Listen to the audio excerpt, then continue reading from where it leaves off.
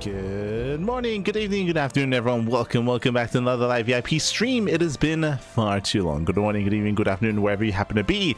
We are back, we are live with some Final Fantasy 14. 3 days in a row, I think. 2 days? 3 days? You know what? On a more regular basis. And as always, I'm not alone. I'm joined by the one, the only, the hero of the wasteland, the savior of esports. It is Koopa. Hello.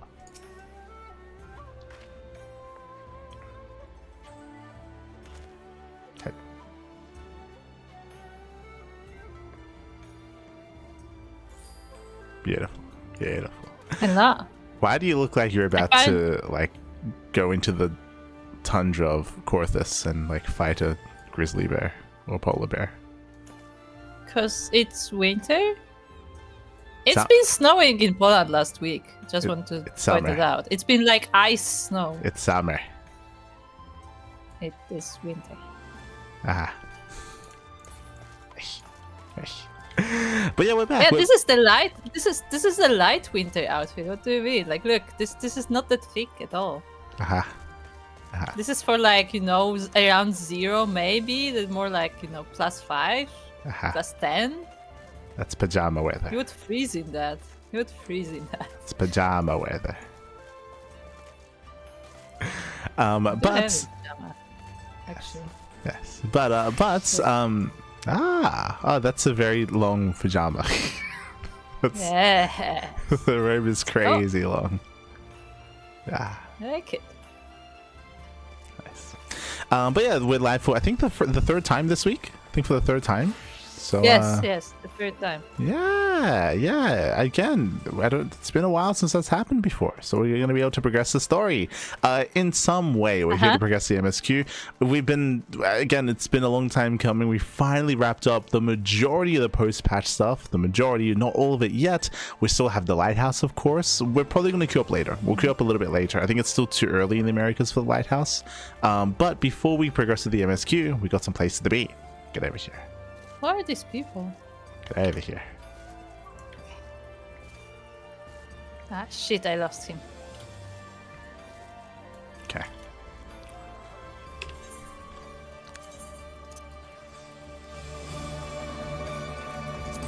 It's better.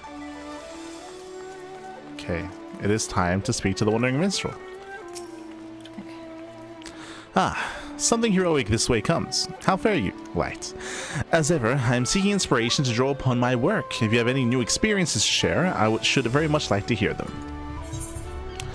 Let's talk about Byakko.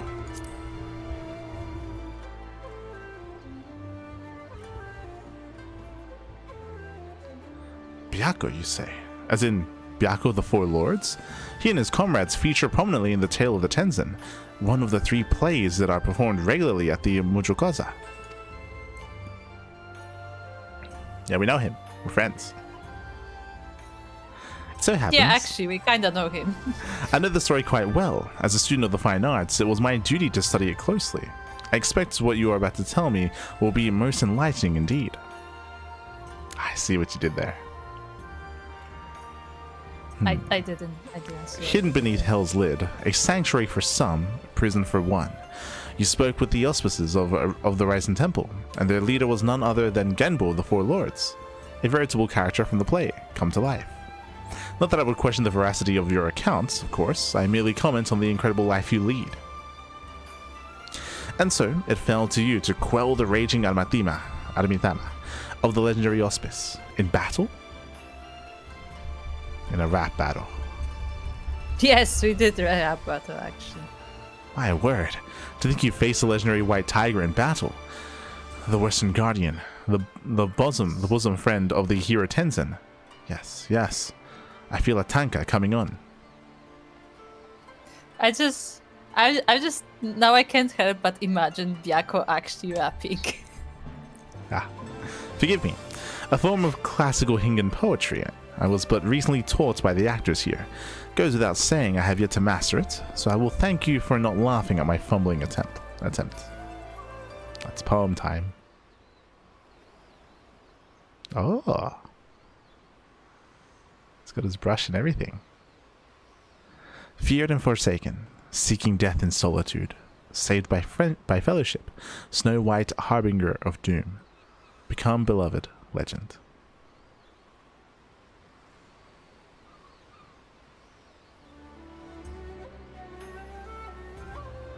You know, in the tale of Tenzin, Byakuya was likened to a god of war with near limitless powers of destruction.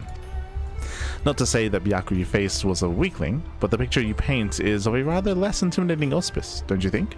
The sort some might even be willing to cuddle, or at least reach out and rub the belly. Ah. I mean, I'm not gonna lie, I thought about that. He does like his belly rubs. He probably does, unironically. But perhaps he has grown more reserved in his old age. Perhaps in his troubled youth, he more likely resembled his portrayal in the legends. Come to think of it, you're not altogether different, you and him. Blessed or cursed with exceptional powers, defined by them in the eyes of many, brave souls that rose to the occasion.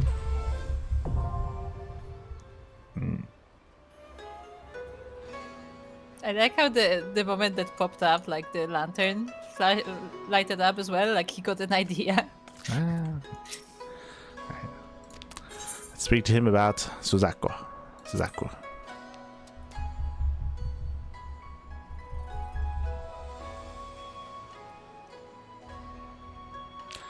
And so it fell to you to quell the raging Aramitama of the legendary auspice. In battle?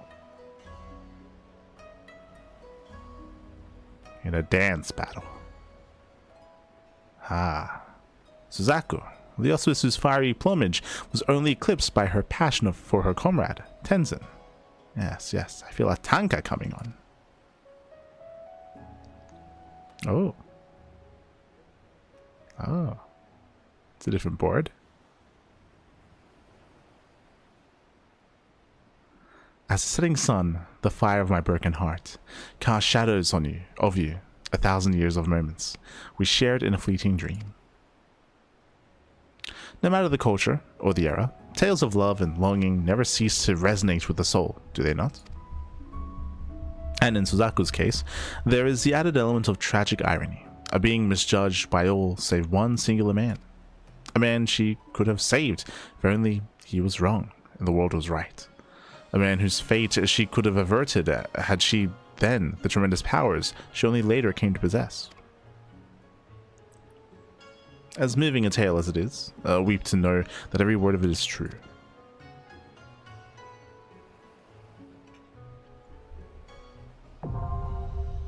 Hell's Cure. Extreme. Let's tell him about Serio. He was a very awkward snack. He was very awkward. He's still awkward. So fell to you to fight battle, yes. That he nearly succumbed to his primal rage willingly, out of a misguided desire to fulfill an ancient vow. Truly, this is the stuff of poetry, worthy material for a magnificent tanka.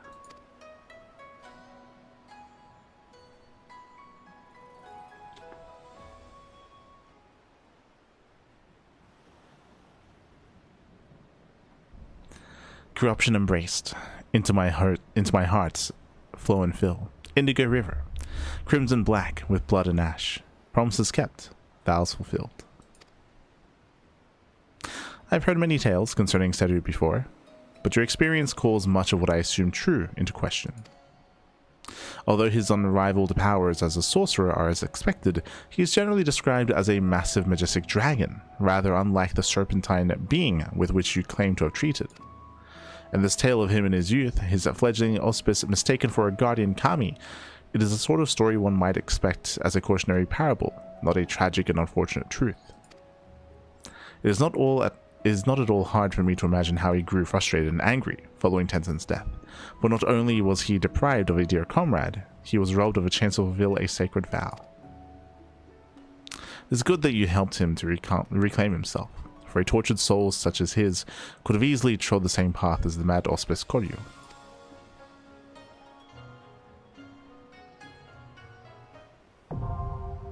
Wreath of Snakes. I find it interesting how with the first story he's like, oh, that's so different than what I know. Like I don't question you, but this is like, wow. And then the next story is like, yeah, that makes sense. He's like no longer surprised. He's just like, yeah, that's what happened. Well, with that, we have now unlocked all the extremes of the trials that we just did. Unlocked.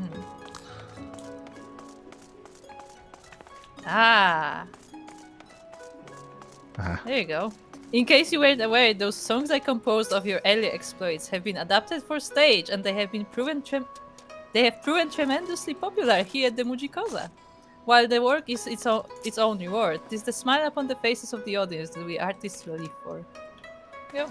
So he actually did use the songs. Alright. Let's go. Come.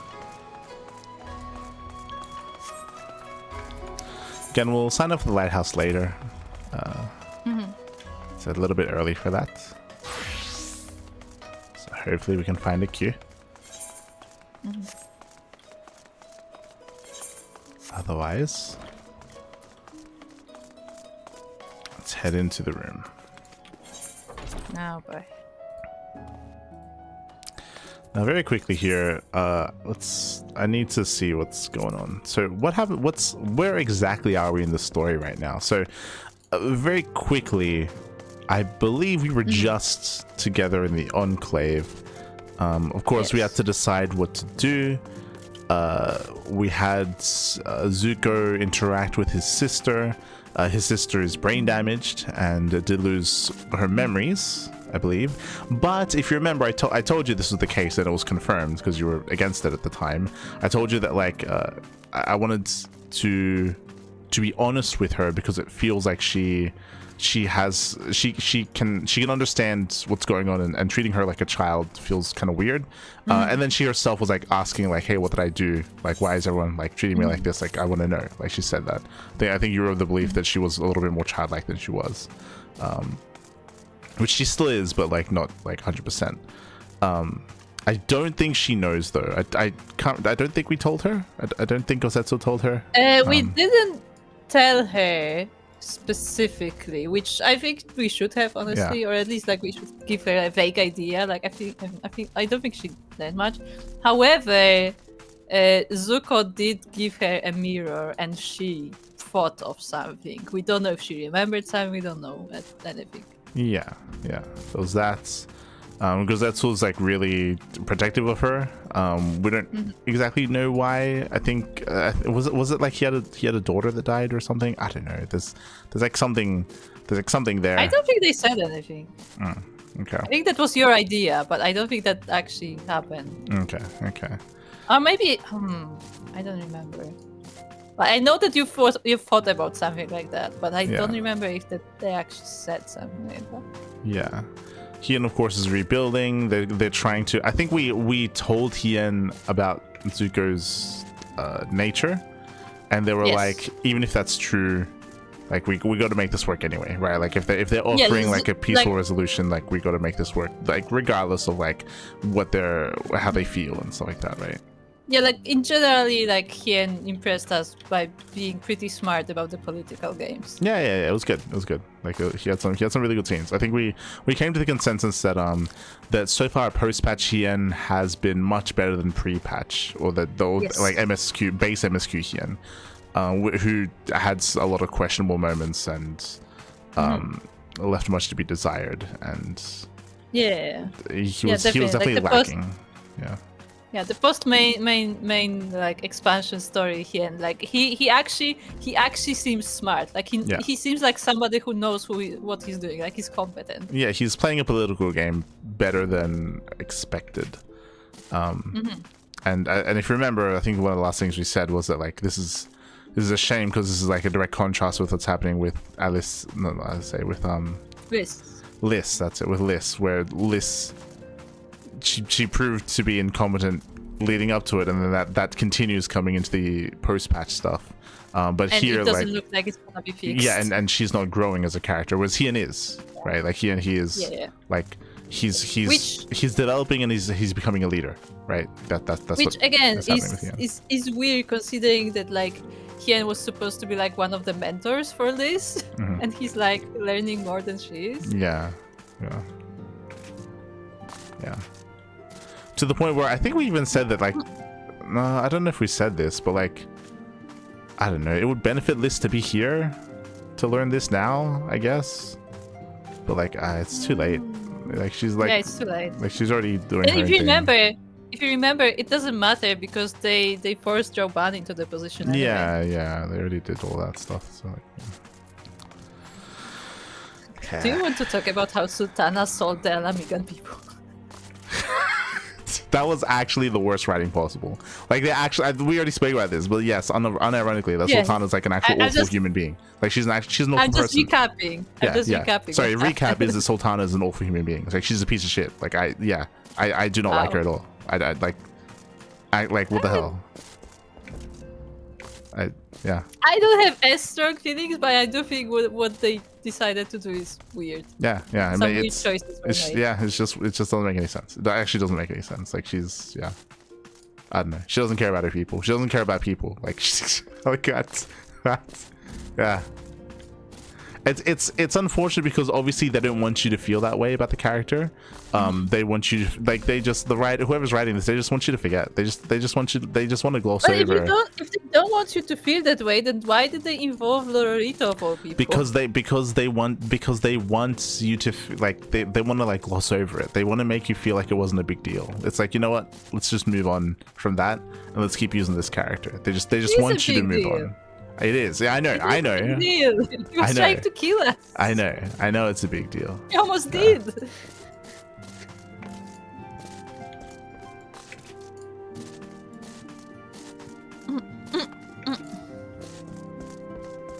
She just doesn't. She just doesn't want to help her people. She's unwilling to help her people without extorting them. It's crazy. It's actually crazy.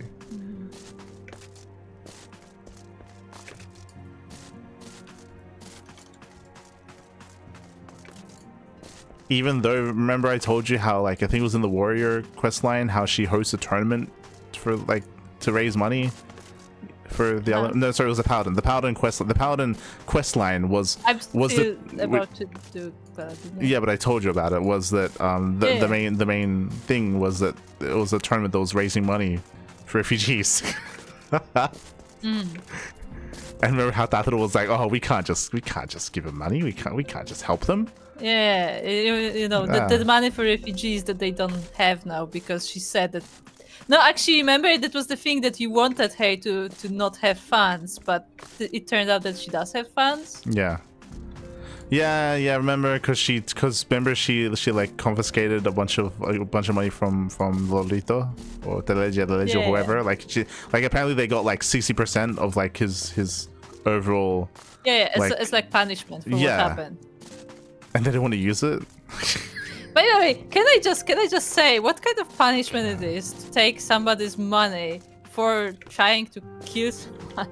But it also doesn't make sense that they took the majority of his money, but he's still apparently the richest person in the world. Yeah, he's still the richest person in I don't know if the world, but Ulda. And not only that, he still has a running business. Yeah. That's spreading everywhere, and apparently we are forced to work with them. And again, the problem with that is that it makes it feel like there were no consequences. Yes. Especially because apparently, like, we took more than half of his money, but like we're not doing anything with it anyway. So like, what was the point? Like, it's just.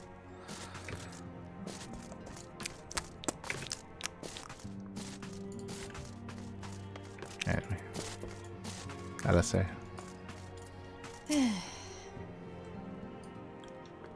Whatever Asahi is planning, we cannot let him have his way.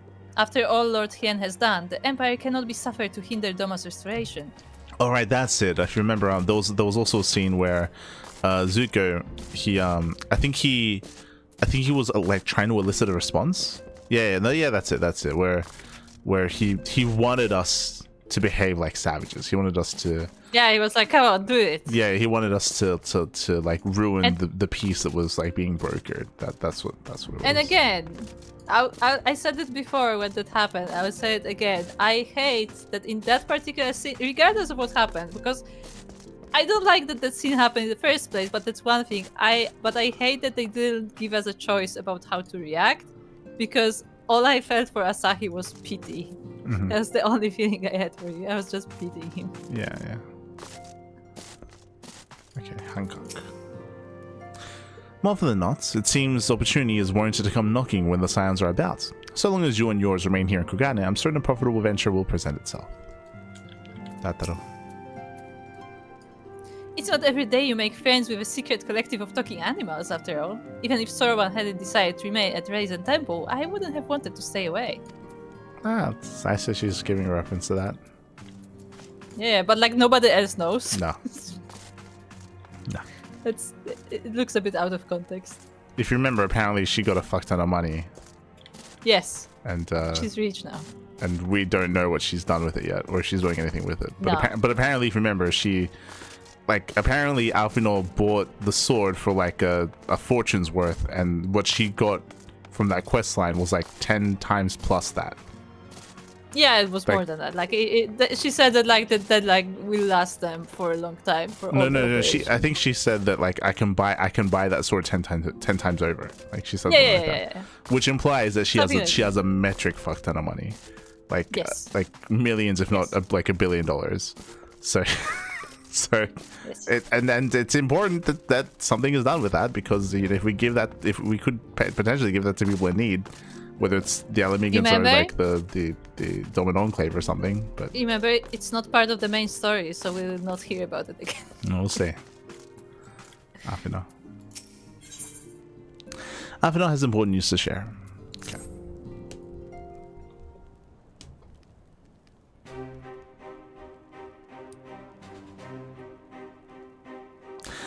Light. Impeccable timing. We've just received a letter from Lord Hien. He writes that the Domins are coordinating their efforts with the Blue Kojin to maintain a constant watch over the Red. Oh, that's one of the things. Yes, that was one of the things that they agreed upon during the meeting, was that they would do something about the Red Kojin, who are a greater threat to summoning primals. That's it. By staying on the lookout for signs of crystal hoarding and the like, they mean to nip any summoning attempts in the bud, thereby satisfying the conditions for peace set down by the ambassador. Now, very quickly, meta-wise, the problem here is that I'm pretty sure that we're going to get an extreme version of that fight. So it sounds meta-wise, we know that they're going to summon it again. Like, we know that I know they're doing this, but they're going to fail because there has to be an extreme version of that primal fight. So, so meta-wise, we know that that's going to happen at some point.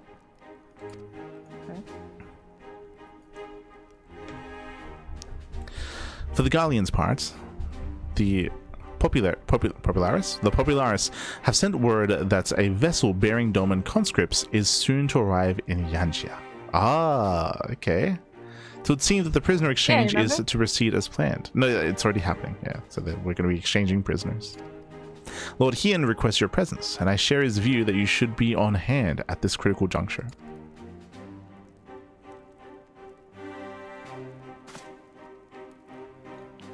According to the letter, Yotsuyu's memory has yet to return, so it looks like she'll be living out the rest of her days in Doma. Assuming the ambassador means to honor the agreement, of course.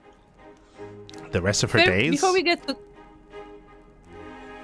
Yeah. You mean until she gets her memory back? That was just a really weird phrase to use there, because it sounds like, oh, she's going to grow old in Doma and she's going to die there now. It's like, what? No. You remember that was the deal, that like if she gets memory back, then Asahi takes her. Yes, that's what I'm saying. Yeah, but I think there was like a deadline on that. Like, I think if it was like, oh, if she doesn't get the memory by this time, then she's just going to stay in Doma.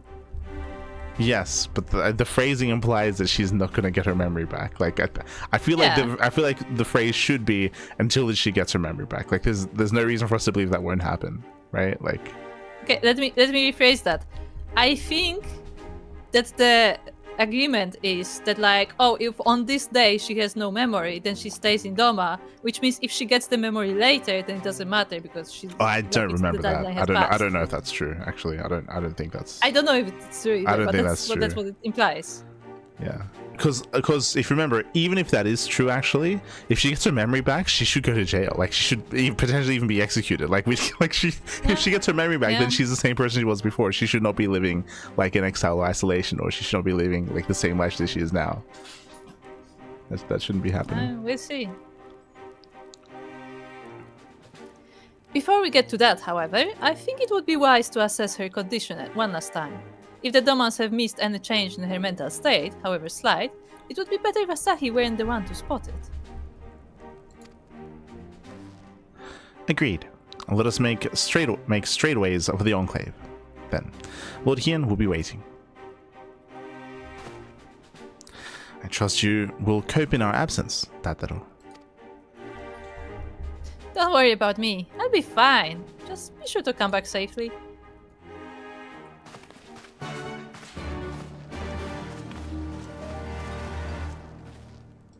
Okay, BIB. Oh, I guess we can speak to that through. Alfino's been keeping a very careful count on his coins lately. I doubt he asked for a sip of water without asking the price first. I'm very much in favor of the peace agreement between Doma and the Empire. Loosen that imperial grip, I say, and let the trade routes breathe freely. Yeah, because you're gonna earn on that. Okay, we're going to Namai. Okay, BIB.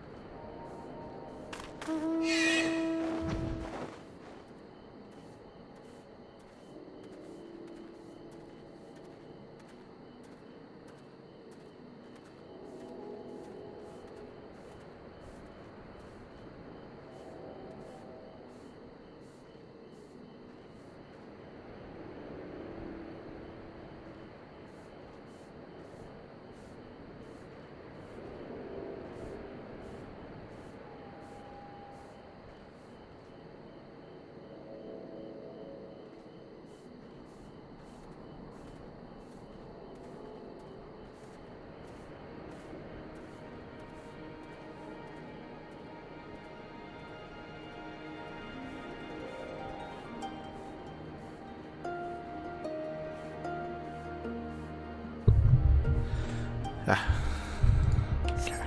And come back.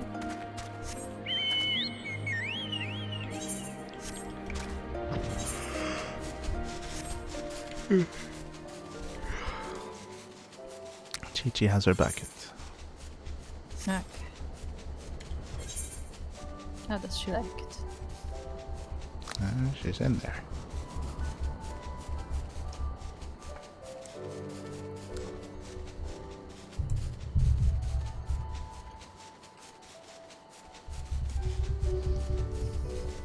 Oh. Excuse me? The Twitch on my phone just died. Well then. I guess I'm not ready to see the chat today.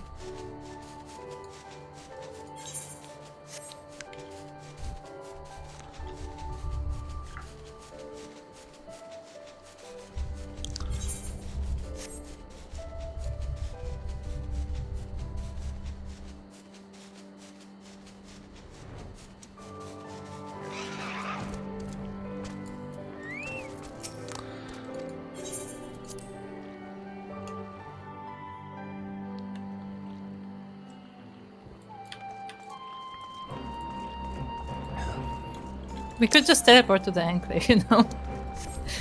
Yeah, but that takes away the flying. True.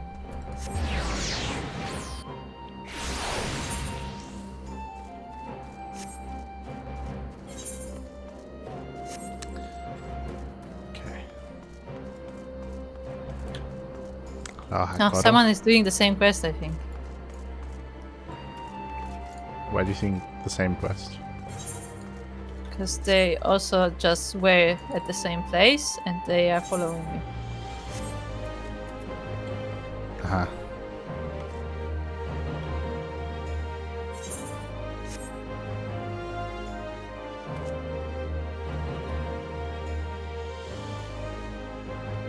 I looks like they're handing out the donation box. Probably. But they were also at Ugana. Enter the Kenka.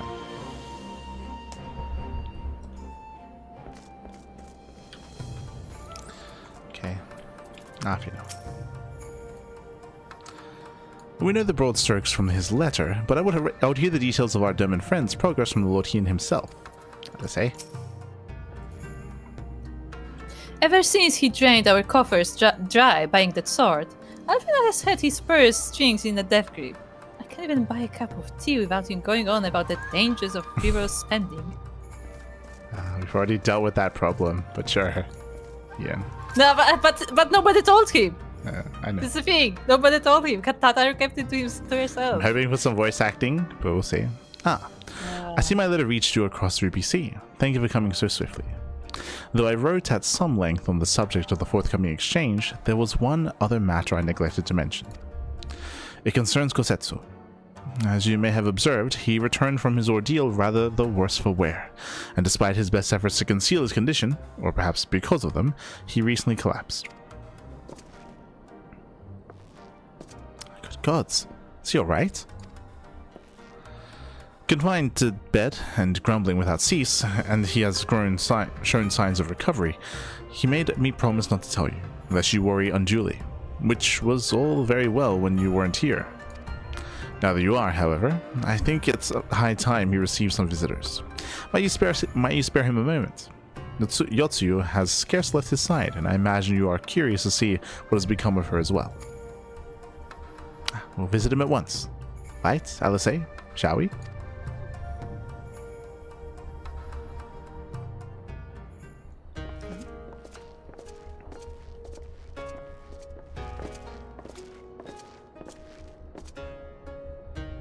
Open wide now.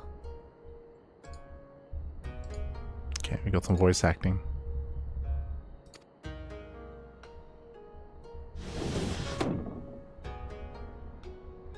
Please, Tsuyu. I'm not so frail that I cannot feed myself. I grow weary of the taste of gruel. You don't like it? Can I fetch you something else? Aye, wine. Or if that is not wholesome enough, I don't know. A sweet persimmon from Namai? I enjoyed them in my youth. A persimmon? Nay, pay me no mind. I am full. Besides, we have guests.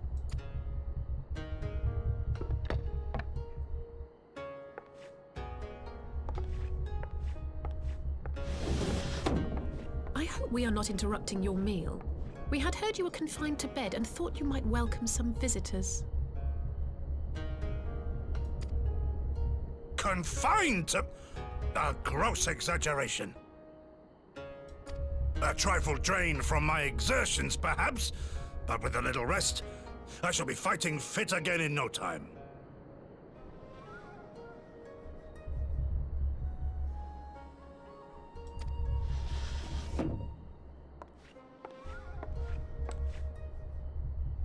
Take off your clothes. Gosetsu, is this how you've been spending your time? I like this reaction. My lady, I assure you this is not.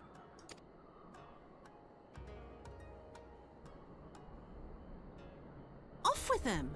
We need to wash you. You stink.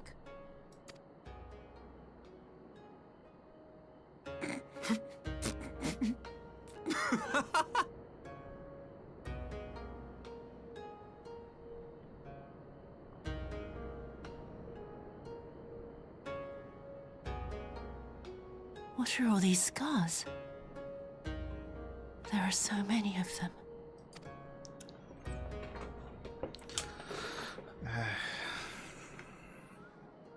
A life of battle will leave its mark upon a man.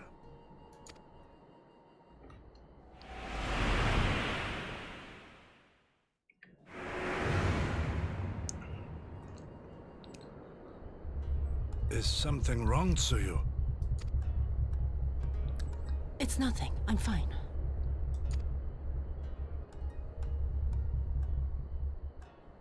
But leave me be, woman! I will not be fussed over like some newborn babe.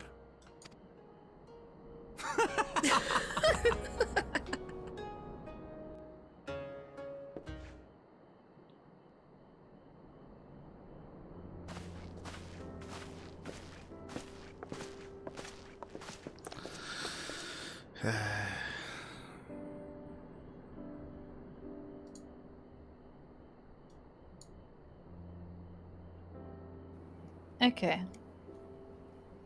Okay. Okay. Okay. Okay. How old was the writer of this? That's my question. How old was the writer of that scene? Because firstly, why would we assume that somebody with brain damage, literally, yes, who walks into the room and says, "Take off your clothes," why would we assume anything in that scene? Well, firstly, like, do we have this low of an opinion of Gosetsu that we would really assume that he just uses her and abuses her? well, let's say was making a joke there. Like, obviously not. Obviously. It did not look like a joke. No, That's that was it did not look like a joke. To me that was a joke. I'll say that was a joke. Yeah, she was like that's fair, Gosetsu, but this if is you how you're looked- spelling it. Like, that was a joke. But if it was a joke, that's fine. But if you looked at their faces, both our characters as well, for some reason, they looked shocked, genuinely. Well, that was weird. That's Alice say making the joke, but the joke also is that potentially Avino didn't understand that it was a joke, and then maybe took it. She's like shocked by that. Sure, if you say so. Yeah. But secondly, why is it funny that Gosetsu is old? What is there to laugh about? Like, it just seemed inconsiderate to me. It's like the person who was writing this either has a very specific relation with someone who's old, or does not have like old members in their family. No, I would say that this is like the interaction that occurred here is very common in like anime and like media in general. It's just the idea of just embarrassing Gosetsu, right? Like that's all it is. It's just meant to be like an embarrassing scene for him, because he's old and he has to be taken care of. But like he's also not used to being in that situation because usually like he's a warrior and stuff. Yeah, and but all that. I didn't get that feeling from the scene. Is my problem. Like I'm not saying that's not possible, but this scene specifically didn't make me think that way. Well, that was the purpose. I would say that was the purpose. Let me rephrase that. A scene like that works when it's like wholesome. But it seemed kind of mean, like them just laughing at him being old. Like that's what it felt like.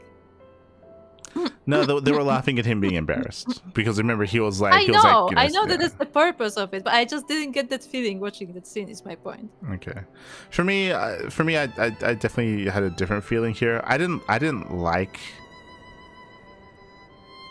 So. I just told you about what they want to do with Hancock and what they want to do with Lolorito. How the reality is the writers want you to forget. Like they want you to feel like it wasn't a big deal, and they want you to move on, and they want you to just gloss over the bad things that happened. And we spoke about this before, but they're doing the same thing with Azula here. Obviously, like they want you to forget that she's like an awful human being, and they want you to empathize, and they want you to you know, like they think that this character is like very innocent and very cute, and hopefully have that like have that kind of go over and override your previous opinions and previous feelings on this character. And clearly it works, like based on like how other people have like reacted to the character. It clearly I would still disagree with the idea, and I don't like it. What I don't like about this scene though is for them to initially characterize the character as being infantile is one thing. If they want to do it, that's fine, and that's how they started, if you remember. But I don't like the idea of them treating the character, introducing her to be more infantile and silly, and remember she's like eating dango or whatever, and she's meant to be more like bubbly and very innocent, very naive. I don't like the idea of a character like that also looking after Gosetsu, because there are like other weird implications there, like the idea that she's like bathing him naked and that she's like feeding him and like doing all this stuff. Like I don't feel comfortable with that. Like that's kind of weird, like to have like someone with brain damage, like, and someone who's like a little bit more childlike in that kind of role feels like kind of weird to me. Like it's like I understand why they're doing it. I just don't like the idea of them using the character in that way. I don't think it fits. If they only gave her amnesia, then different story. That's fine. If she only has amnesia and she only just doesn't remember, but she's still mature and she's still an adult, then whatever. You know, you can have her like bathe him and not give a fuck about him being naked and all this stuff. But the idea that they took it a step further than that and they wanted to make her seem like a 12-year-old, but then also do this as well, like that's just is generous. Yeah, but like that just feels weird to me. That's like, what are you doing? Like this is, it's very Japan. Like in Japan, they don't care. Like they like, when it comes to ages, like they're more than happy or more than willing to do stuff like this. But like it's just I don't like the idea of them doing both here. It's like do one or do the other. Like them doing both here, like it feels like you're taking advantage a little bit of the character. Like I don't know. Like it's like, well, taking advantage of the person here. Yeah, it's a weird decision that they made. It's very Japan. It's a very Japan decision. I just don't like it personally.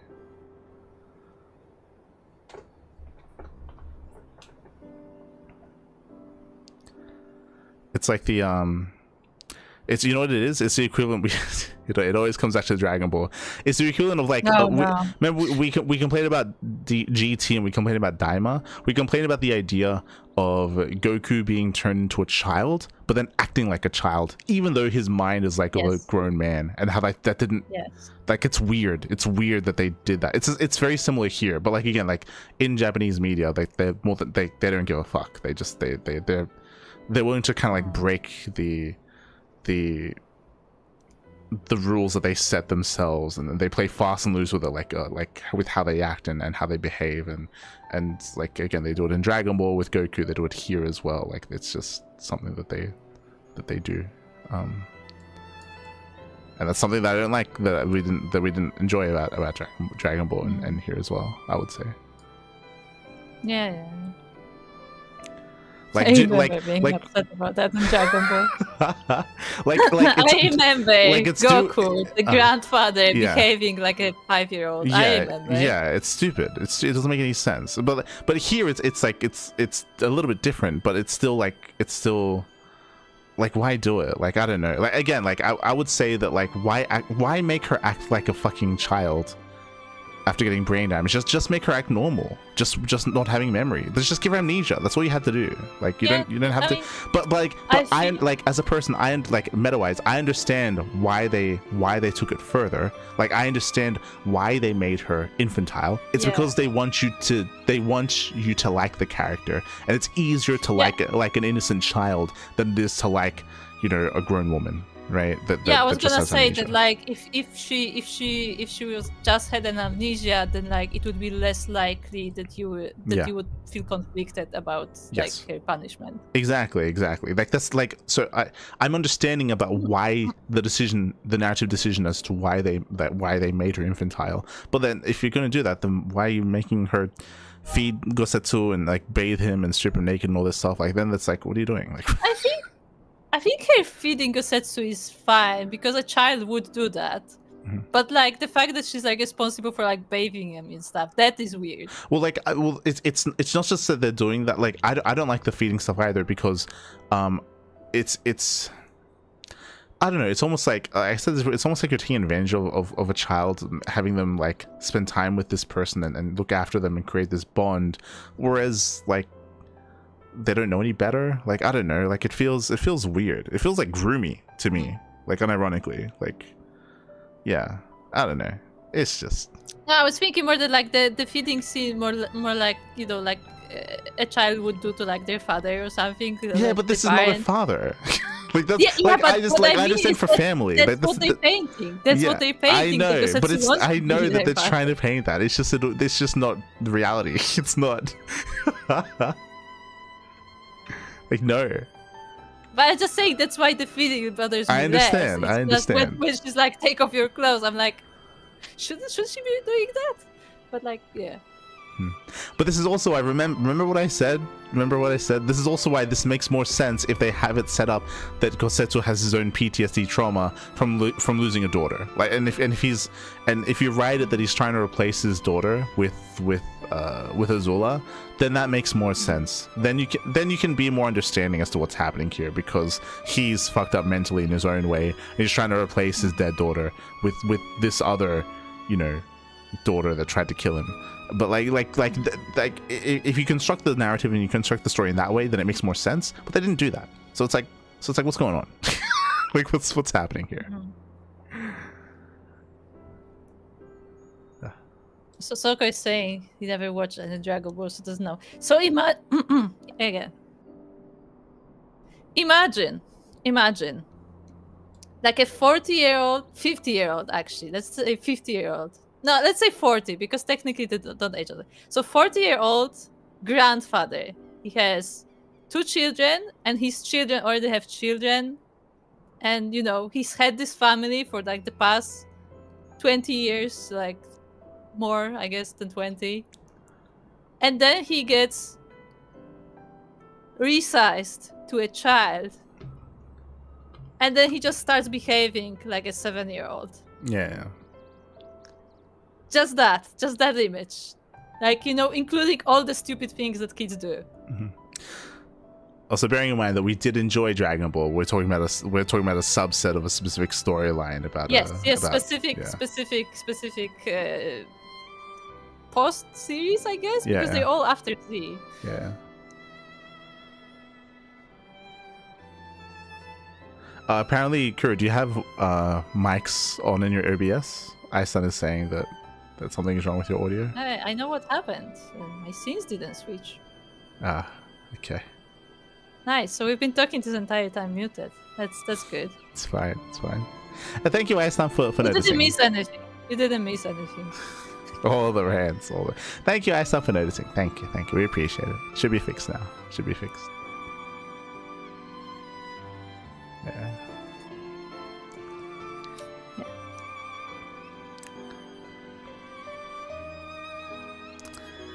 So yeah, I don't know. I really don't like this part of the story, but we'll see what they do with it, I guess. They make a convincing pair, do they not? On first acquaintance, I would think him a doting grandsire and her immortal grandchild. Yeah, that's what we're talking about. Indeed. Had someone told me a year ago that I would live to bear witness to such a scene, I would have declared them mad. That aside, I'm relieved to see Gosetsu has lost none of his spirit. But what a turn of events. I mean, for her to suddenly be watching over him, you couldn't make it up. Although, I suppose Gosetsu is an old man. With the way he charges through life, it can be easy to forget. Aye. He has resisted decrepitude with the same defiance he showed the enemies of Doma. But no matter how adamant his will, no man can carry on forever. He has pushed himself beyond the limits of endurance too many times. Even if his health returns, the fact remains he will never again be the warrior he once was. He has given his all for liege and land, and he will ask no more. And we will ask no more. And what of his nurse? If Yotsui is feigning that, well, she certainly has me fooled. That's you? I don't know. Maybe that's Asahi? No, they would know. Okay, I guess this is no pretense. That's Azula, right? No, you. No, that's Yugiri. Where did she come from? Yugiri, out of all of us, I would think you the hardest to convince. So what makes you so sure? I have been spying on Yotsuyu from the shadows, waiting for the misstep that would betray her charade for what it was. But her mask has never slipped, not once. She has remained in character from the first. One evening, I watched her as she sat in her chambers, unguarded and alone. She had taken the dishes from the cupboard and was pretending to prepare dinner right there on the tatami. A child's game. Even the warrior's shinobi would not go to such lengths. I can but conclude that her mind is truly broken. But see, like they're even emphasizing here that she's childlike. And it's like, yeah, I don't know. Well, that's good enough for me, and everyone else, I would hazard. Aye, the matter is settled. Yotsuyu will become Tsuyu and begin a new life here in Doma. Before that can happen, however, we will need to present her to the ambassador one last time to prove that her memory is truly gone. But I would not risk parading her in front of our returning conscripts. Her presence at the exchange would only stir up mutinous thoughts. Understandably, she's as good as fastened to the chains around their necks. Aye, which is why I mean to conclude this business with Tsuyu first, out of sight of my countrymen. Will you help me? We are here at your service. There is no higher purpose than the pursuit of peace. My thanks. The galleons are on their way, and we must prepare to welcome the ambassador. We will meet you at the docks with Tsuyu. Wait, how are you gonna take her to the docks? If she's supposed to be hidden. Put her in a barrel. Ah. You're giddy. Even after weeks of surveillance, it was difficult for me to accept that Yotsuyu's condition was genuine. But not as difficult as accepting Usetsu's affection for her. The one thing I don't like here is that if apparently she's been surveying her, I don't like that she didn't bring up the fact that she had a reaction yesterday. Remember? She had like a flashback of her memories coming back. It would have been nice if that was brought up. She had the flashback. She had the mirror that she was talking to. Yeah. Yeah. Kian. The skiff will take us to the meeting with the ambassador. We will join you at the docks once preparations have been made. But yeah, like I feel like it makes Tsugiri look a little bit worse if she's not noticing that stuff. It would have been nice. It would have been nice if she brought that stuff up. How it's like, hey, she like the way her behavior is very, very real, but like I've noticed there are some things that are a little bit off, and you know, we still have to be cautious around her because there is a chance that her memories do come back. Yeah, basically saying that like she doesn't have them yet, but it's possible it will happen in the future. Yeah. Like that, because like I don't like how a collection of warriors decided to be like, no, yeah, this condition is permanent. Yeah. Like, yeah, who are you, doctors? You can mount up, right? You were unable to ride Pillion. Oh, I heard Soko. Hello, Soko. Hello, Soko. Look at this normally sized dog. That's Soko's mount. LSA. This is just what the Shiba looks like. Can you imagine Yotsuyu playing with bows on the floor? I don't know that we can think of her as the same person anymore. Happy now. Shall we wait here then? Lord Hien should not be long.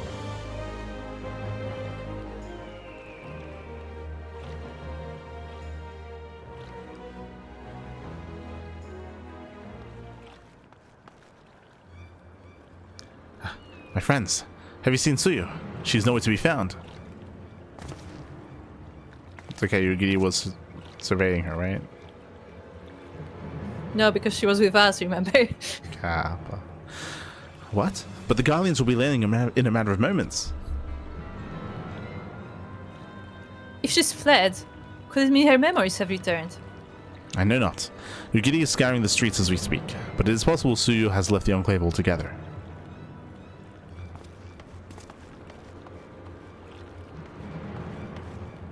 Wait, are you saying she just regained all memories all of a sudden?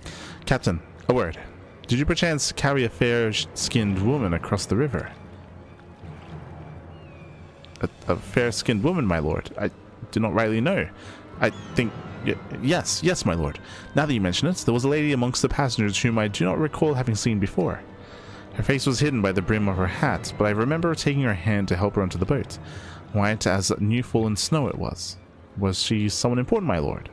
Have I done something wrong? Hold on.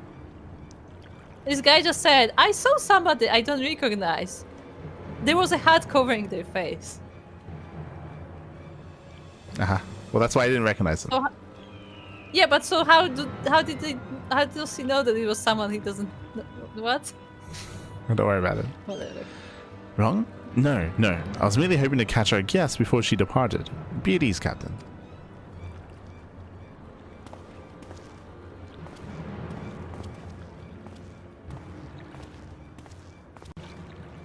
It would seem that Tsuyu has crossed the river.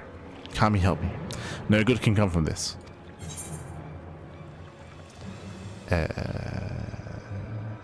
No good can come from this. Here, have some clothes.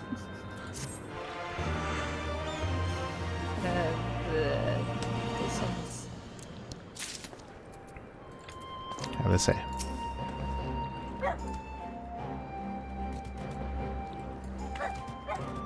Her memory must have returned.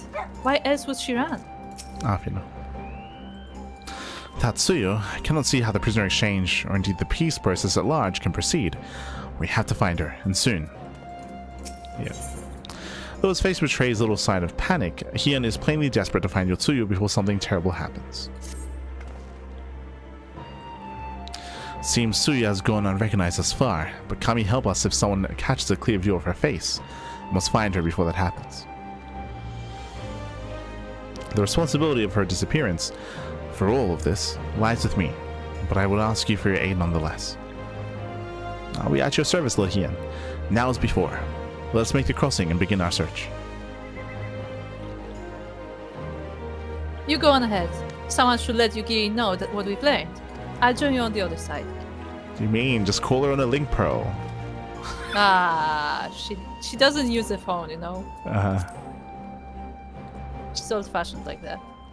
We have no way of knowing where Tsuyu is headed, so we best divide our forces. I'll take Kusakari and its surroundings. Alfino, if you will take the road to Castrum Fumnis. Wait, forgive me, but could I ask you to interrogate the residents of Izuka Manor?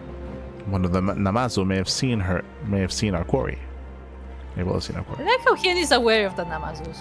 If everyone is in agreement, let us board the skiff and hope the Kami smile upon our efforts.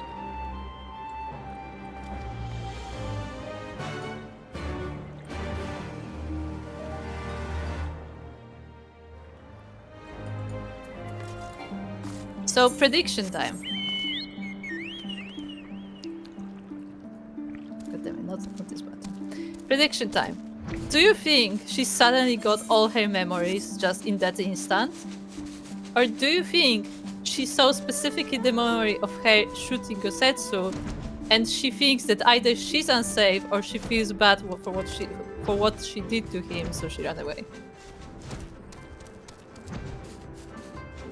I just don't believe that she could run away at all. Like, as in, I'm pretty sure Me there's either, security. but hey, like, it happened. No, they have no security. No security? They haven't heard of it. No. Gosetsu was the security and he's in bed. So. Okay. It's too bad getting bathed. Okay. Yeah. Okay. Unfortunately, he did not notice when she disappeared.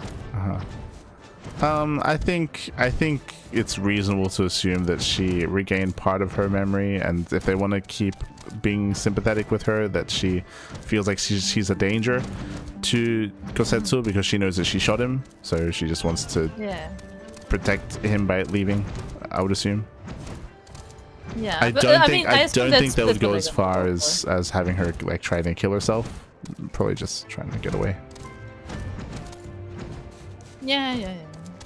No, but I meant more like, do you think that she just knows everything, or she knows specifically that moment, and that's why she ran away? Probably just that moment. But no, we'll see. We'll see. Gosa. Welcome to Yuzaku Manor. Yes, yes. If there's anything you care to know, you need only a pale-skinned woman. I have seen no such traveler, sorry to say. Oh, sorry. Scaly-skinned Namazu, on the other hand, we have in abundance. Would you like a Namazu? That was very enlightening, thank you.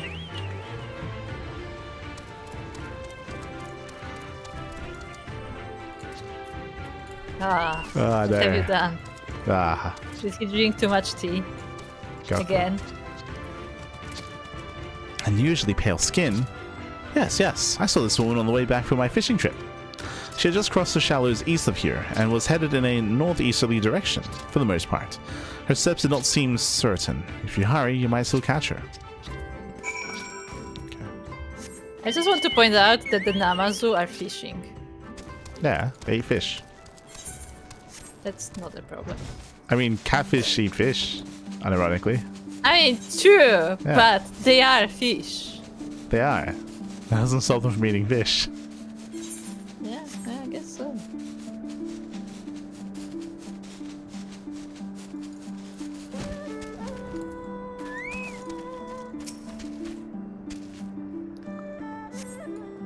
See no sign of Yotsuyu to the north. Perhaps she is somewhere further off to the northeast. Is that what Captain Fish looks like? No. No. We should say. Okay, so here's the thing. Namazus, I mean, look. They're not the best like group that is there, but they sure make for a lot of comedy and comedy screenshots. So I have a collection of just Namazu comedy. That's great. That's great. So we should definitely send some to Captain Fish and ask you to see. Still no sign of Yotsuyu. Perhaps she is yet further to the northeast. Okay. Do you think she remembered the village and she went all the way to the village?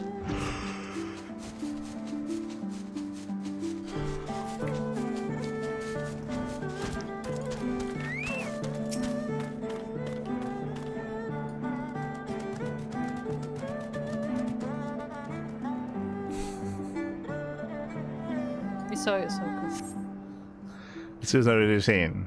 But lying on the ground a short distance to the north, you spy a familiar-looking wide-brimmed hat. Okay. She turned into a hat. She learned to fly. Okay, hold on. Wait. Okay. No, prediction. We're about to have a riot scene, or like an angry mob scene, because she lost her hat, which means people can see her face, and she's gonna go into the village, and everyone's gonna know who she is, and everyone's gonna be yelling at her. Yes. And she's gonna be like, no, I'm sorry, I don't know what I did. And then like, kill yourself. Yeah, and she's just like trying to get away, but like they've seen too much. Okay, we'll see. Okay.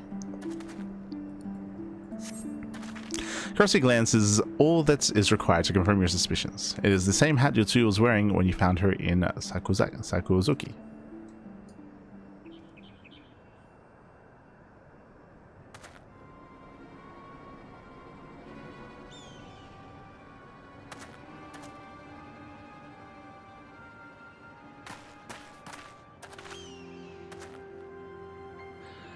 Right. Before you ask, a search of Kosakari and its surroundings has yielded exactly naught. Save this chance reunion with you, I suppose. Mistress Arisea has gone to assist her brother at the castrum. It was she who informed me of the situation. I joined Lord Hien here shortly after. You gonna call them up on the link pearl? You gonna let them know that we're here? I don't use link pearls. Okay. They're magical. Only Blaze. She's like, I don't trust the 5Gs. Yeah, I don't trust your Eorzea magics. Uh-huh. They must mess with your heads. Exactly. The radiation affects the horns. Okay. It does. How did you fare at Yuzuka Manor? Any sign of our mission guest? I have had.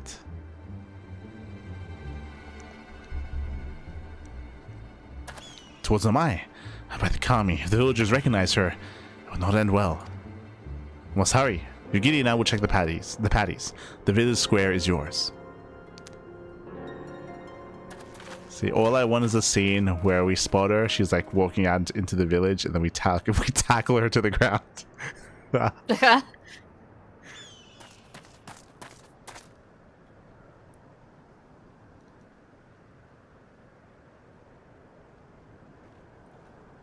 Tackle her to the ground. Ah, no. Greetings. Might I have Why one is of she your... just walking up to people? Wait! Please! I only wanted a persimmon. Oh, God. I'm gonna deafen. It's worse than we thought. She did not get her memories back. She's just looking for a persimmon. No.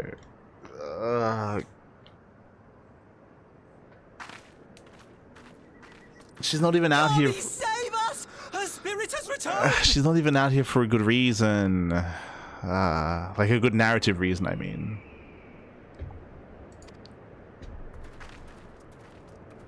She's back from the dead to seek her revenge!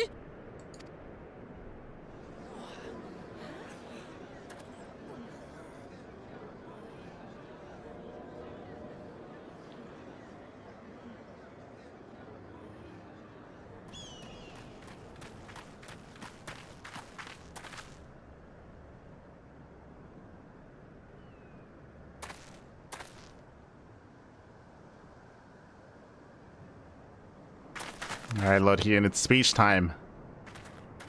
Speech away. It can't be. She couldn't have survived. Speech away, Hien. She did survive, but she's not the person she was before.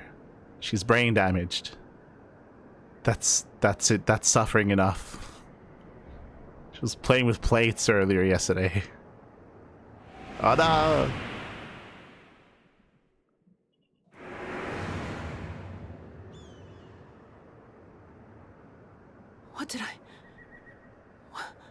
What did I do?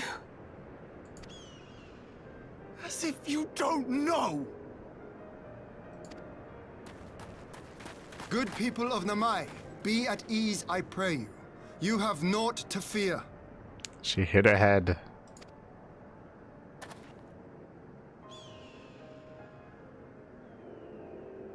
My lord, forgive me, but what is that monster doing here? They told us she was dead. I too was surprised to learn of her survival. More even than you, I would hazard. 'Twas I who cut her down, I who left her to her fate. Remember the line that they had? How they said that she has just really durable clothing. So when Hien struck her, he just didn't do any damage. That was literally a line that they added in. God damn it. They were retconning, by the way, but yeah. She just had a But really it would strong seem shirt. the Kami had other plans. By some miracle, both she and Gosetsu were spared when the keep collapsed, though Yotsugu's preservation came at the cost of her memory. You're saying she's forgotten? Forgotten everything she's done? Lies! Lies! My lord, she would say anything to escape punishment! What does it matter? We have not forgotten her crimes, and we demand justice! I beg of you, Lord Hien, draw your blade and rid us of this canker!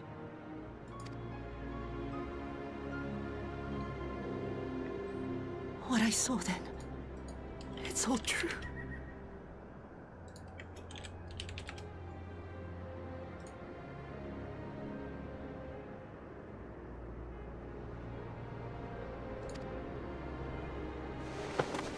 I'm sorry.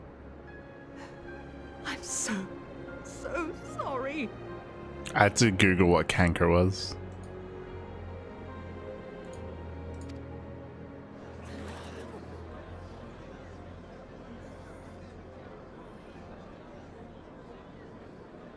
You're sorry? And what? We're supposed to forgive you?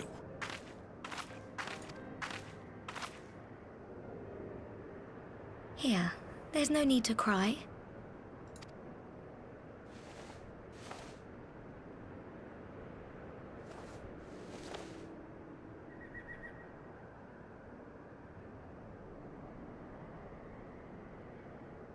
Can't you see how scared she is?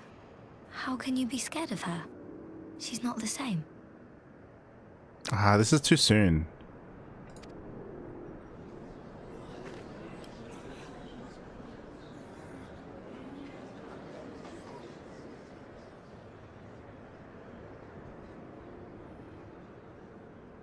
Until such time as her memories return, this woman shall be known as Tsuyu and treated as a citizen of Doma. Wasn't it just revealed that she's been getting her memories back? What are you talking about? Wait, what?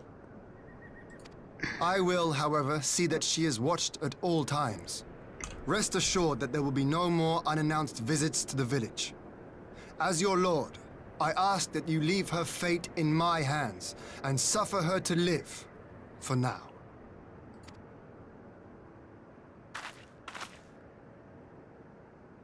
Please, Issei.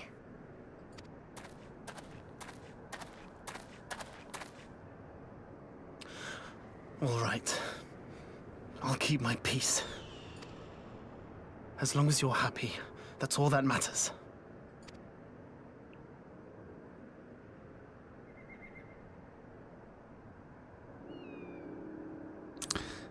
This could have been a much stronger. This could have been a stronger scene.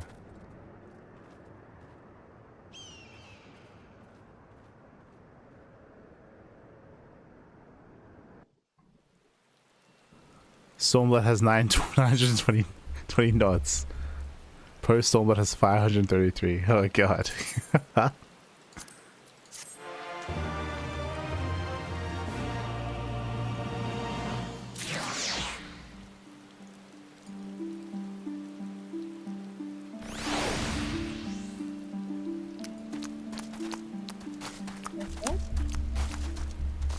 How did you enjoy the cinematic experience of the events unfolding? You okay, Koopa? You okay? I have not been okay for a long time. I have my thoughts. What are your thoughts? What are your thoughts? What's going on? Okay, What's happening, Koopa? What just happened? As they say, the milk has spilled. I don't know if they say that in English actually. The milk is. We say the milk is spoiled. But I know what you're trying to say. But sure. Like in Polish, it's basically like what's done is done, kind of thing. Like the milk has already spilled. Like you can like do anything. Pandora's box is opened. You know, it's like cannot be closed. The cat is out of the bag, is what they say in English. Yeah, but that's more like a reveal. Yeah, kind true. Of thing. Okay. But like the milk is like, well, like you were trying to prevent this problem, but it already happened. Yeah. Like you cannot like prevent it. Yeah.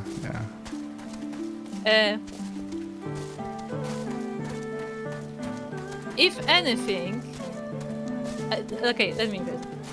I feel like this should not be. Okay, good. Yes.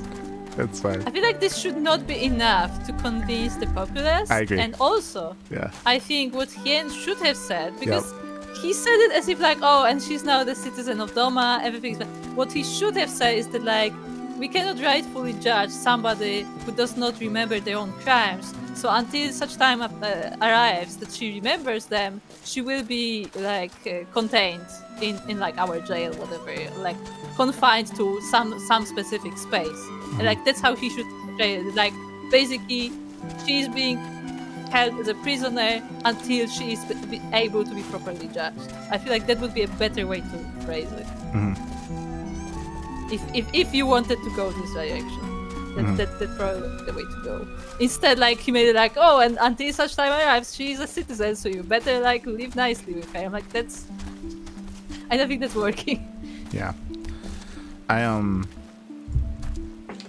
So when it comes to this scene, as you said, this was like the big. This was the this was meant to be the equivalent of the Raban speech, right? You have an angry mob. Raban comes in, okay, and he connects with the people, and he empathizes with them, and he addresses their concerns, and he settles everyone down. Like again, that's still probably like the best like moment of Stormblood. Like is Raban's 100%. That was the best scene of the entire expansion. Yeah, 100%. Yes. Yeah, that is the scene of the expansion. Is at least so far, like the best moment of this entire expansion of Stormblood has been Raban's riot scene. Yes. And this was meant to be Hien's riot scene, his angry mob scene. And I agree that this fell really flat. And there's a lot here that should have been done better and could have been done better. So before even the speech, I didn't like that the little girl approached Azula when she did. I didn't think that it warranted it. It reminded me of the stoning scene in Al Amigo, okay, where they like again, it has to be a different writing team. There have to be different people writing different scenes, because they went so extreme with that. They had people kill someone in front of on top of their daughter, right? They had an angry mob kill him for being associated with Garleans. He wasn't even Garlean, right? He was associated with them, and by associated, he was just a sympathizer. He was a Garlean sympathizer. Like he was a Garlean that wanted to like play by their rules. Like he didn't even do anything wrong. He did nothing. I don't think sympathizer is the right word. It was more that like he was accepting the current state of affairs because he thought that was the only way to live. Like it wasn't like, oh, like he liked the Empire. Yeah. He didn't like the Empire, but like he thought that was the only way to. He was like following their rules, and he was stoned to death on top of his daughter for it. Like that's how crazy that scene was. That was insane. That was actually insane. Just like the extreme violence for how uncalled for it was, right? Now, I bring that up because here you have something similar. You have an angry mob kind of like turning on someone. This is someone who's like the equivalent of Hitler, right? Like Yotsuyu, she kills people for sport. She enjoyed torturing and killing her own people. Like she is a monster. Like she's an awful human being. Like she's like an actual despicable piece of shit. Yeah, right? Like this scene is like, oh, she was like mean to them, or maybe she was like a bad. No, she literally came to the village and like killed them or make them kill each other. They made them kill each. Like, she made them kill each other. She's like 5 levels above. Yes, she made a kid kill his parents. Like what the fuck? Yeah. So I bring this up because they elevated their voices at her. Like they did nothing. Like they yelled at her for not knowing what she did, and they were upset with her. That's literally it.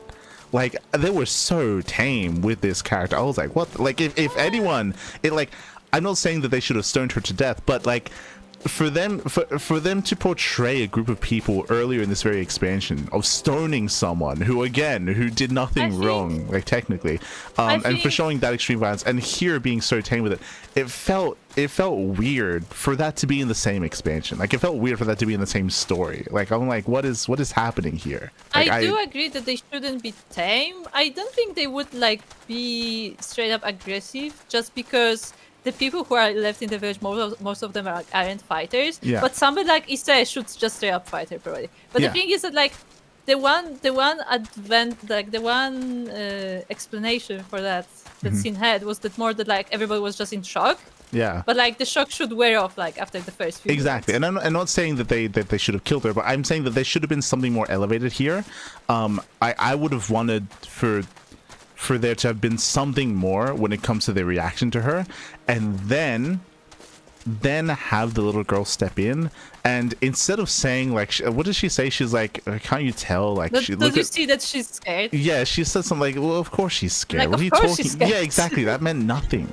What would have been better is that if they had maybe started throwing things at her and started hurting her, have her step in and say something along the lines of, hey, like, we don't want to be as bad as her. Like, we don't want to stoop to her level. Yeah, we can be better than this piece of shit. We can be better than whoever the fuck this Yotsuyu person is, okay? Like we can be better than this. We can rise above this. We can be better people. And she has done things that are wrong, yes, and she's hurt the people that we love, and she killed my parents. Like I'm pretty sure these kids are orphans because of her, right? Yeah, like she killed her parents and stuff. But like we can rise above that, and we can and that's not saying that what she did is okay and what she did is right or anything. No, not at all. But like, you know, like she can be like a bit of a voice of reason, and maybe sure you can have her give the orange or whatever. But like I would say that should be the case after like the more elevated and the more yeah, the there should response. be a stronger reaction. Yes. There should have been a stronger reaction. This warranted a stronger reaction than what the hell just happened. Because again, it's not like she's like, I don't know, a scammer. Like she literally was like a mass murderer. Yeah, exactly. Like it's and on top of that, as you mentioned, then we have the speech scene, which again needed to be a little bit stronger here, talking about how like, hey, look, what she did is awful, what she did is unforgivable. Like have him empathize, have him be understanding of where the people are coming from first, and then talk about how, look, I promise you that she has lost her memory. She is legitimately not the same person that she once was. But you know, maybe she gets her memory back one day. Maybe that happens. We will confine her. We will keep her away from from you. We'll keep you safe. We promise to keep you safe until the time comes where she gets her memory back or something like that. And we will like emphasize that we will like dish out justice when that time arises or something, right? Like. Yeah, I was gonna say like that. That's why I don't want him, because the way you phrase it is like a little bit sober. It's like, oh, believe me. No. I want him to be just strict with it. Like right now, it is not right to judge her because like like in this state we cannot judge her. So until the time arrives, she's confined. Like just be strict about this. Like no like empathy. It's just like because of the state she's in, she's not being judged. But when she gets better, she will be. Better, you know. Yeah, whereas like this was, as you said, this was a very like soft, like reaction or soft speech from Hien, where it almost felt like dismissive to how the people feel, which is not what you want. It's not as bad as what like at least what she tried to say to her people, where she was like completely like ignoring them, and she wanted to like kind of like forgive and forget sort of thing. It wasn't that bad, but this is like, it's like we still needed something better here. Like it was just not appropriate for the level of crimes that she has committed. Exactly. For sure. But speaking of the moment I saw the kid hand her the persimmon, I was like, that also makes me think of something we've watched recently. Speaking of anime. What? There's Little Fishman Island. Because it was like, do not be mad at my murderer. Yeah. That's literally the same theme. It's like, oh, the kids, they don't care, you know. It was literally the same theme. Yeah, but again, that was after she got shot. Like she was dying. Like again, like we needed something more intense here. I feel to bring it home. And I only bring that up just because we did see some more like extreme things previously. Like that's also, I brought that up before because like because they've delved into that like subject before. Like they've gone there, so it's not out of their own possibility for them to go there again. Well, yeah, that was again, like it just did not feel appropriate for the past that has happened, because it wasn't like they showed us like, oh, like she's like a very violent, I don't know, general. No. She personally enjoyed killing people. Yeah. You know? It's a completely different kind of problem. Yeah. And like all of those people have lost family members to her. Yeah. So like it's not like you're gonna be like, no, please, like she's okay, and like that, but they're not okay. Yeah. Okay. Okay. I'm gonna need a moment, and then we'll talk to all these people. I'm gonna give the bucket to Karina. Yep. Okay.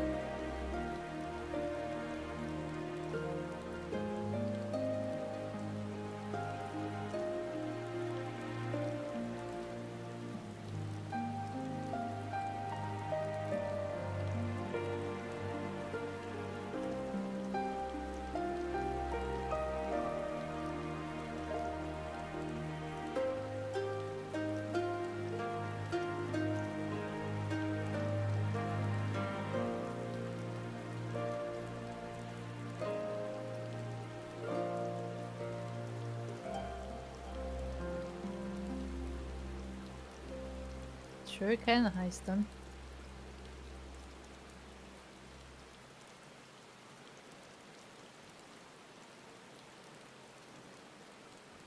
I actually do have big cups like that. I do like my big teacups.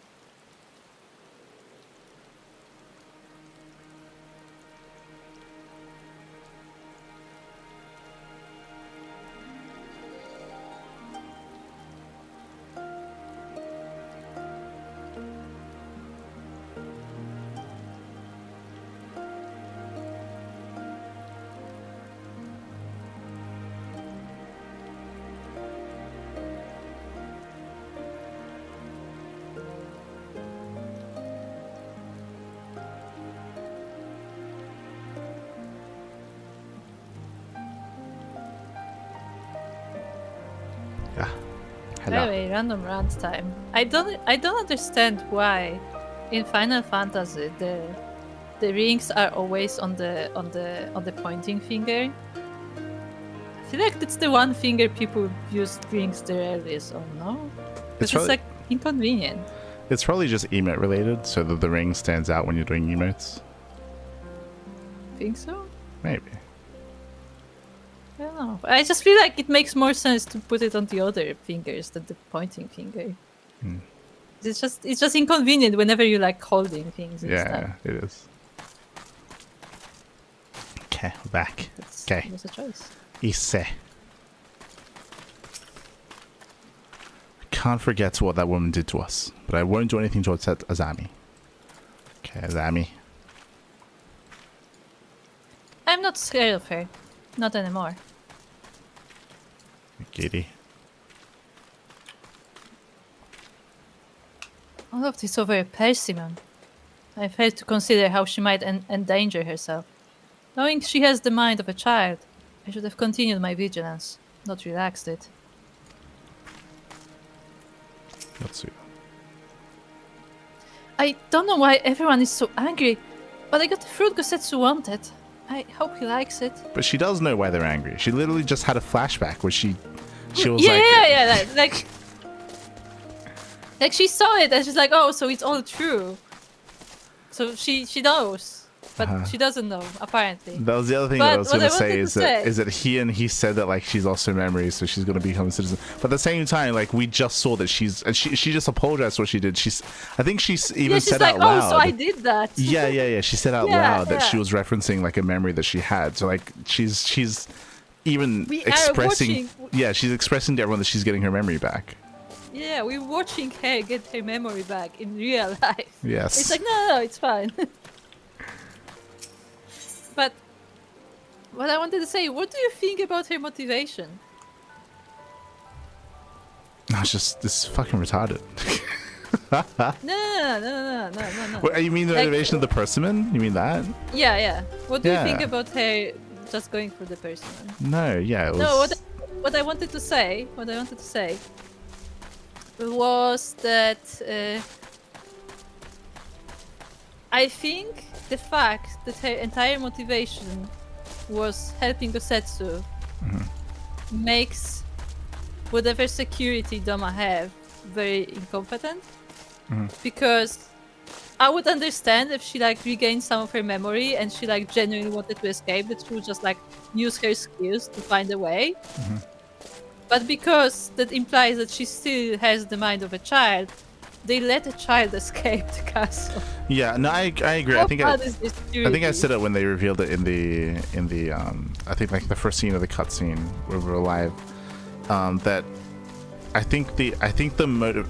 We were theorizing our own rationale and her own motivations, and it would have been better if she had regained a portion of her memory and she wanted to get away because of that. That just would have made for a better story, and it would have been a little bit more compelling.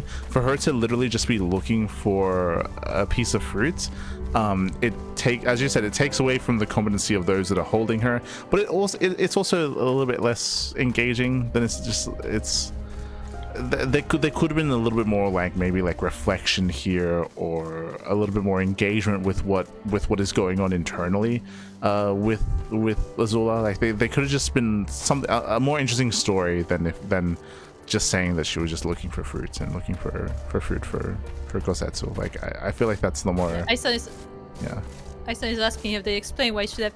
Yes, so the story is that Gosetsu said, oh, I really like persimmons from Namai, and then this person with a childlike mind with amnesia leaves the castle where she's being held prisoner and goes to the village that somehow she remembers where it is, because she didn't ask anyone. She just went there and just went there for the fruit, and nobody like caught her on the way.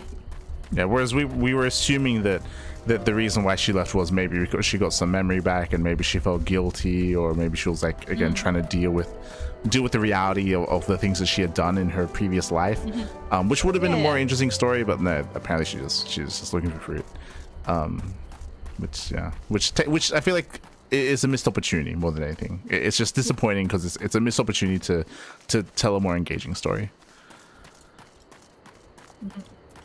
Hien. Hien's face is a picture of relief. That would have been better avoided, but at least it did not end in bloodshed. And judging by Sui's reaction, she remains oblivious to the events of her former life. What do you mean? That's not true. Not true. Literally not true. She's like, oh, so I did that. Yeah. This was no escape attempt. Oh, Yugi, you're so far away. Nay, it seems it was an offhand request of Kosetsu's which brought her to Namai. She came in search of a persimmon. Is she like yelling that from across all these people? Like, I am yelling very loudly. My whisper carries over the mountains. Okay. Huh. And they say fruit is good for the health. I do hope Kosetsu finds the taste to his liking. Well, we have certainly taken the long way around, but let us continue on to Castrum Fulminus and our meeting with the ambassador.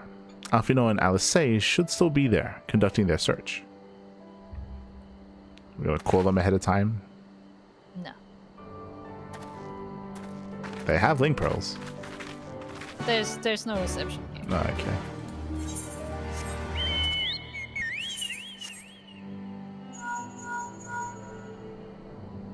No? Alfie?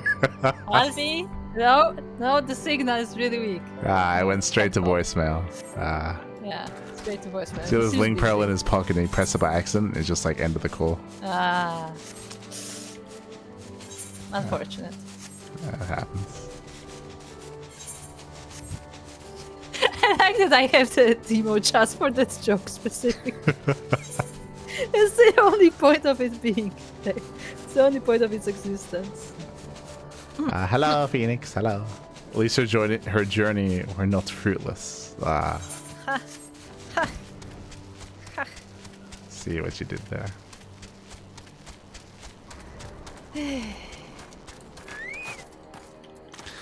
Giddy. The Imperial airship has arrived.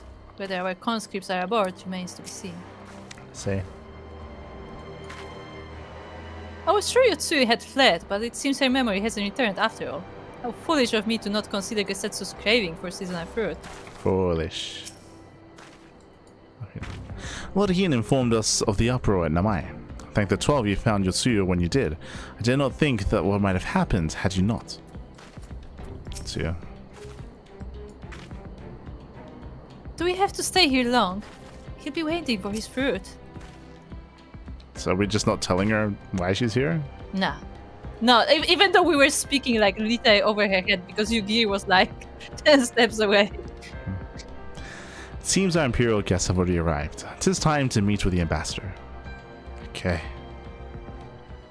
Okay.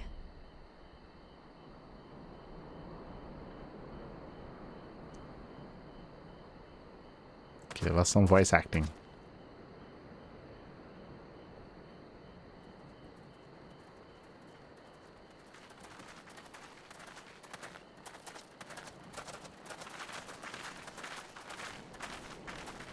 What a pleasure it is to see you once more, Lord Hien. Not to mention my dear sister. Oh, you got the voice acting.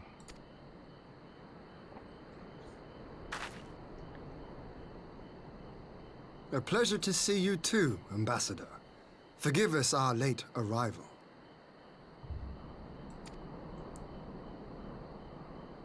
You have our people aboard the airship?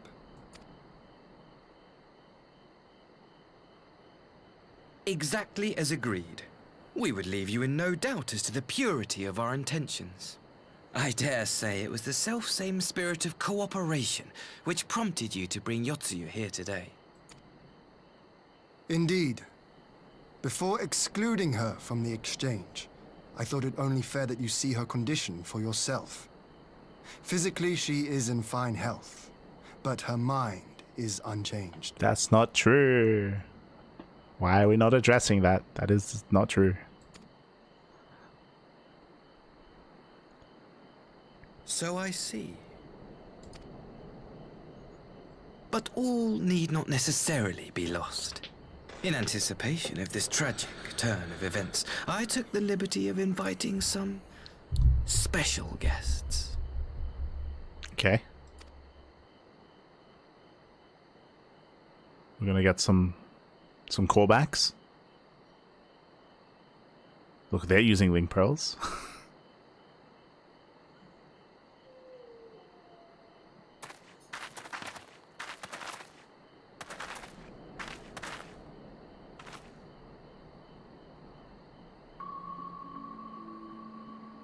Ah, Yotsuyu. You look well. I'm assuming these are her parents? Question mark? Maybe?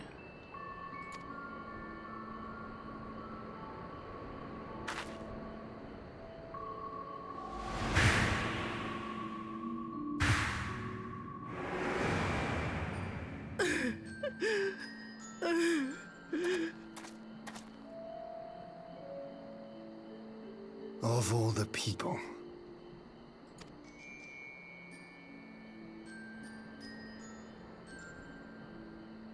Is something wrong, dear sister? These are our beloved parents. Does not the sight of them bring back sweet childhood memories?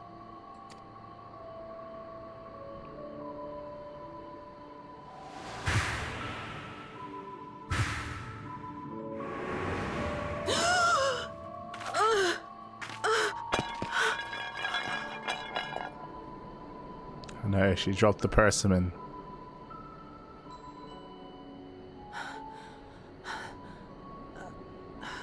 Gosetsu. I have to take this to Gosetsu.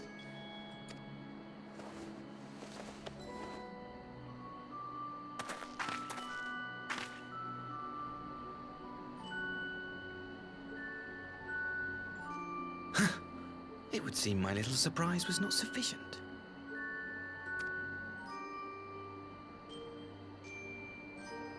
I don't... You needn't glare at me so, Lord Hien. I merely did what any loving son would do for his family. Lest you doubt, I am content to leave the acting viceroy in your care. Pray, treat her as you would any daughter of Dorma. I don't like that Hien is showing like a disdain or a dislike for what is happening here. Personally, I feel like it would be if the prisoner that you have, who, as we established earlier, is like an awful human being and is a murderer and is distasteful and all these things, and if there's a risk in which that they are going to regain their memories, I feel like we would want to know sooner rather than later, right? Like if there's a real risk of that happening, then you want to know, right? As her captor. So I don't think this is a bad thing. The fact that she's showing this reaction, obviously it shows that she's getting it back, and it's clear to everyone, including Asahi here. It's clear to everyone, and that just informs you that she's unsafe, right? It informs you that she's dangerous, and it informs you to let you know that extra steps have to be taken to make sure that she is secure, right? Like I would say this is a good thing. Like I don't agree with like the facial reactions that we're getting here, right?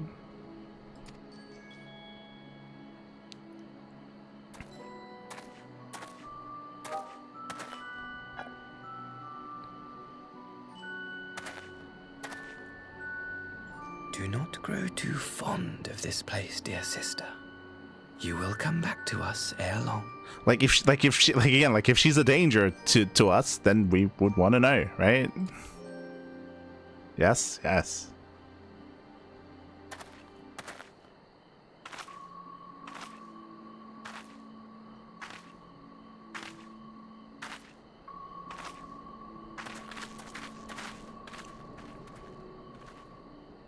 We continue with the exchange as planned, then.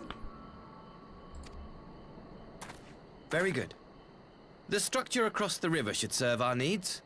We shall await you there with the conscripts. If you would bring your captives. Agreed. Until then, Ambassador.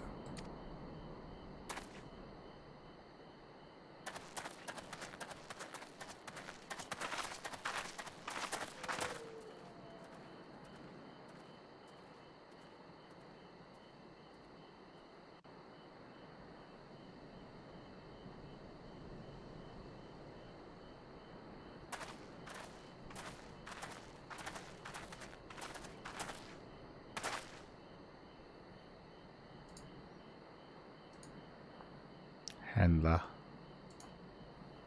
Hello. Handler. Did you enjoy this experience? Haha. Ah. What do you think?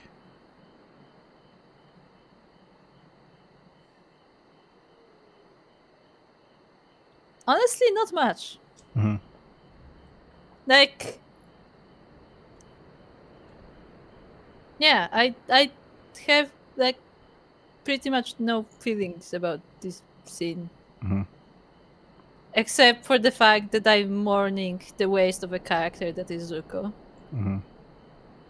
Because he could be a very interesting character, but they decided to go with this, so he's completely uninteresting. Did you notice that they didn't even have her mom speak? They Nah. no. But also, like, I understand that like his whole point was to like trigger her, because that would be like strong memory, so he could trigger her. But is it really the best course of action to convince someone to do what you want, to present them with the people who specifically like got rid of her? like her father literally sold her. I mean, it worked. Like, how would that make? Yeah, but how would that make her want to come with him? That it doesn't matter what she wants, right? Like the point. I guess so. Yeah, I guess so. I guess they only need her to have the memories. Yeah, and it worked, right? Like, the only thing that I didn't like here about this exchange was I was talking about it on stream. I didn't like Hyun's reaction. I didn't like that he. I just didn't like his reaction. Just because in my mind, at least, if you're captive, if Yotsu, if your captive is at risk of being a danger to you, then you would want to know that. Right?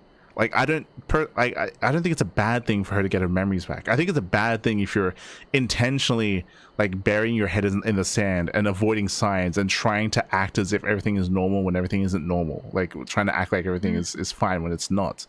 Like if she's actually getting her memories back and if she's actually turning back into her old self, then you'd want to know that as her captor, right? Like that is something that benefits you to be aware of, right? So like I don't like the idea of Hyun reacting emotionally like that in a way where he's like where he doesn't like that this is happening. Whereas like I would say it's a good thing. Like if she gets triggered and gets her memories back, then then we want to know that, right? Like, see, it's complicated. Because on one hand, I agree that like you would want to know, but also like it almost seems like Hyun has already forgiven, and like, you know, he's okay with her just not being punished, essentially. You know, it's a bad thing, though. That's which, like yeah, which I was gonna say, which I don't think is right considering his position and stuff. Yeah. However, I like my takeaway from this was less so that he didn't like what was like done, and more like that he was like disgusted by the methods, essentially. It's like, oh, that's like, why would you do it like this way or something? No, I disagree with that, because like if you remember, if that was the case, then he would never have had them meet to begin with, right? Because for all he knows, her brother and the brother and sister, their relationship could also maybe be as fucked up for all he knows. Like he doesn't know the brother though. Like he said, he doesn't know the brother, and the brother did not like give him any reason to believe that he would be the same as his parents in that sense. Like because that's the thing that like up to this point, I don't think they even knew that she has a brother. So like he had less information about him, but like the parents were more obvious. Like clearly, like Hyun knows like what her parents did. So like he just found it disgusting that he would use them for that.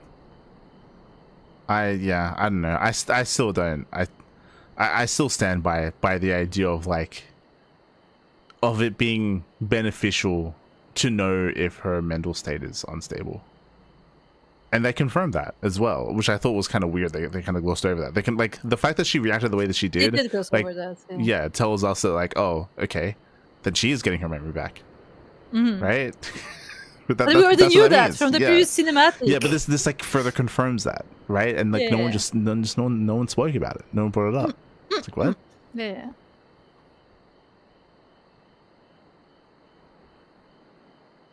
I knew better than not to trust Asahi, but that was a dirty trick. Then to trust it.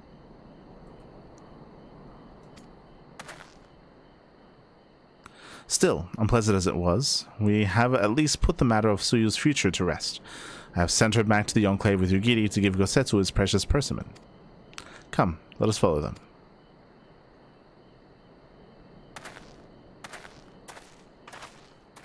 Oh, Alfino has a funk. You have that look, Alfino. What is it? Oh, nothing of consequence, most like. We can discuss it upon our return.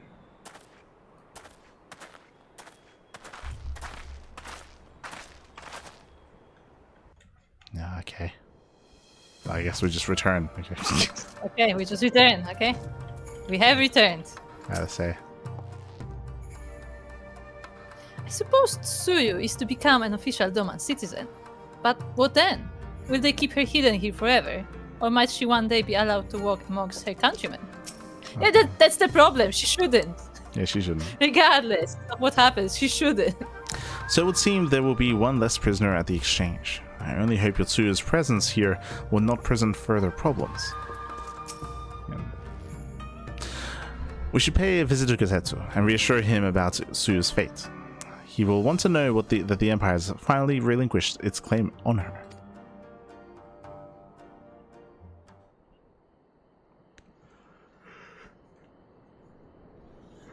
Gosetsu, are you awake?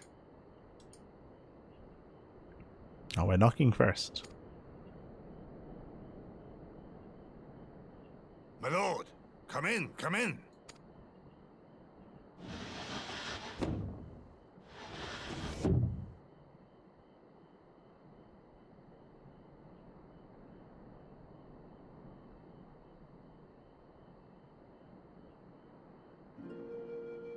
When Tsuyu returned, her eyes were red from weeping. She spoke not a word, simply sat and peeled some fruit she'd brought for me. She then claimed weariness and retired to her chamber. Tell me, what happened to upset her so? She regained her memories. The ambassador arranged a surprise reunion with her foster parents. A misguided attempt to restore Yotsuyu to her senses. It was plain their presence caused her great distress, but she seemed otherwise unaffected. Yotsuyu was mistreated as a child, was she not? It was a cruel trick to use her tormentors like that, knowing the pain it could cause.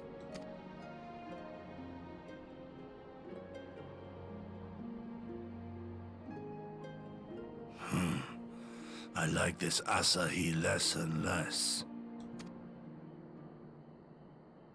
Be that as it may, he has agreed to allow Yotsuyu to remain with us in Doma. Our primary concern now is to hand over the prisoners without incident and bring our people safely home. There was one other detail at the meeting which caught my attention. I assume you all noticed the rather suspect crates within the castrum. The Imperials were quick to retrieve them afterwards, but I wonder... Out with it, brother. You fear they might contain bombs or war machines? If the ambassador wanted me dead, he has had ample opportunity. No, assassination is not his intent, but we should be on our guard for other acts of treachery.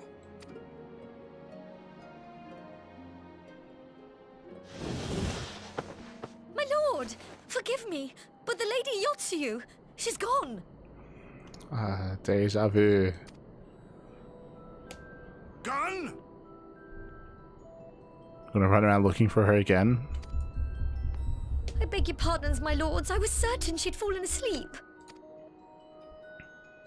No, the responsibility is mine.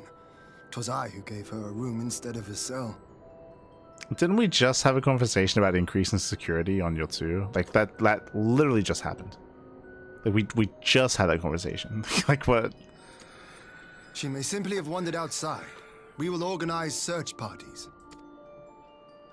Might I call upon your assistance?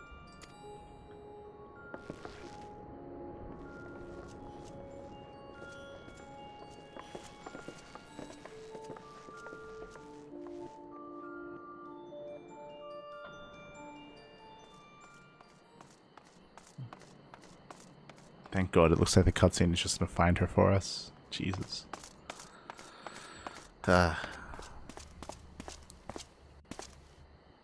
Help. Help. Would she kill a guy?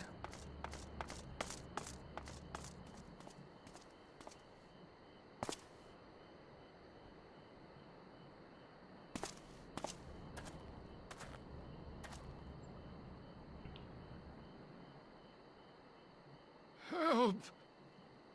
Help me. Why are they here?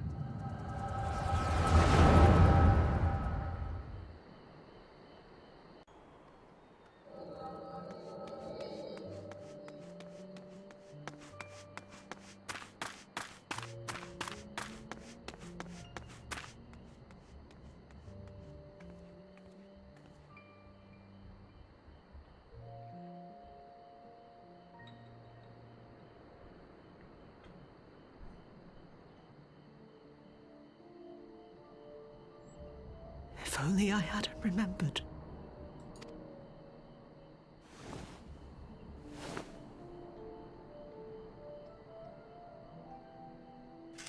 Why is she gonna kill herself? He should hate me.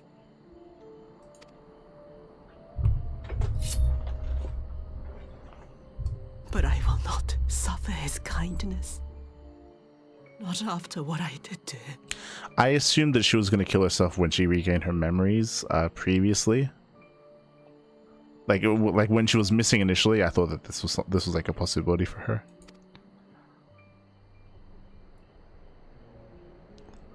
Who's there?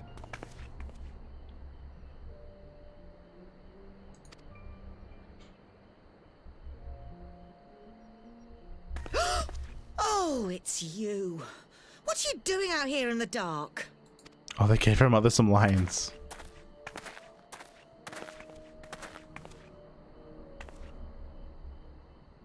This is the Enclave, is it?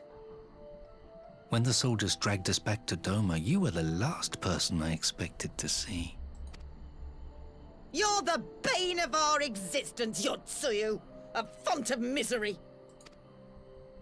You couldn't even do us the simple courtesy of dying, could you? Oh, no. You had to live and taint us with the shame of your failure. We had a perfect life in the capital, and now they're making us wallow in this muddy ruin like common swine. I don't deserve this. Now, dear, that'll do. There seems little point in berating the girl when she scarcely remembers her own name.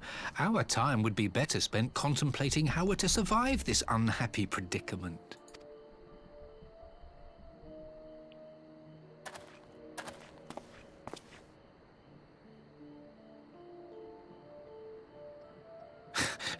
You've kept your looks at least.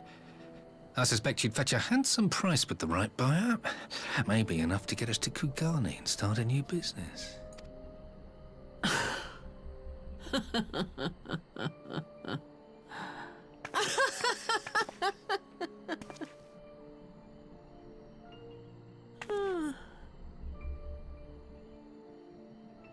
Ah, my beloved parents. No sooner do I wake from gentle slumber than the world returns in all its cruelty. Yes, this is how it always was. How it was meant to be.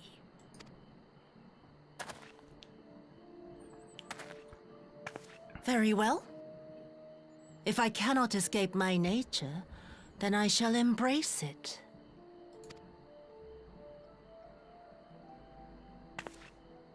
To the very depths I have sunk, my soul steeped in spite and rotten to the core. The self-righteous hide behind justice, but I need no such mask. Father, Mother, was it not you who made me into this monster? Who taught me the truth of this miserable world? For years I knew naught but the taste of pain and humiliation. But the time has come to savor my vengeance against Doma. Against all my enemies. And it begins with you! Yotsuyu! What?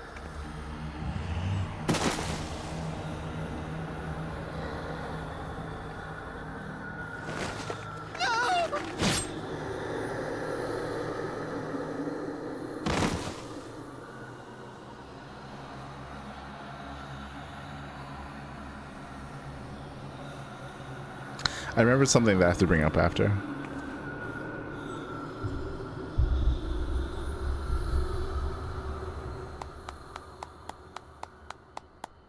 That's her brother.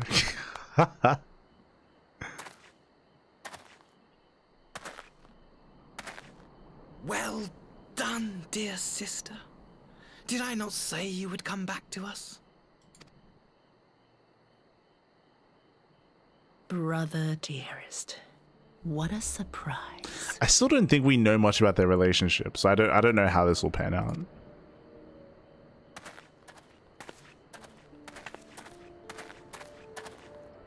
You always were a cold-blooded little worm. I doubt you thought twice about sending our parents to their deaths. Your dagger yet drips with their blood, and you presume to judge me? To be frank, I didn't think you had the strength to slay them so cleanly. A single thrust each. I'm impressed. But surely you can't be satisfied with murdering a pair of doddering elders. You yearn for a deeper vengeance, and the power to see it through.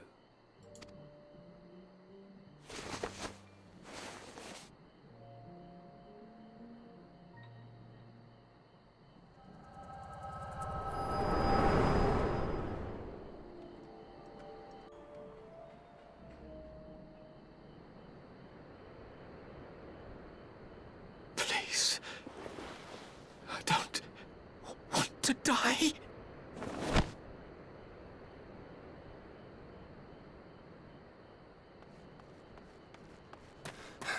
Any sign of her? What happened here?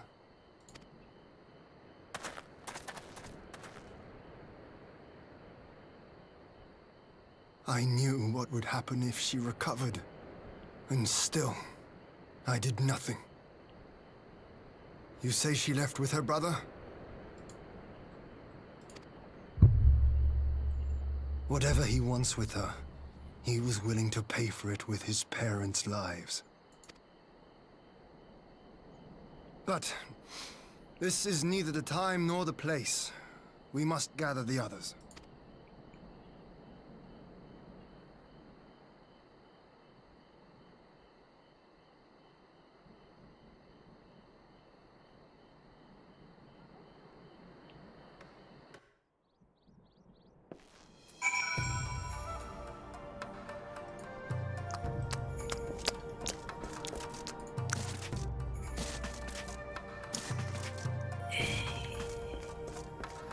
Wow, what an enjoyable movie! Isn't it a great experience to watch? And there are definitely not the same problems happening over and over. How did you like the cinematic experience?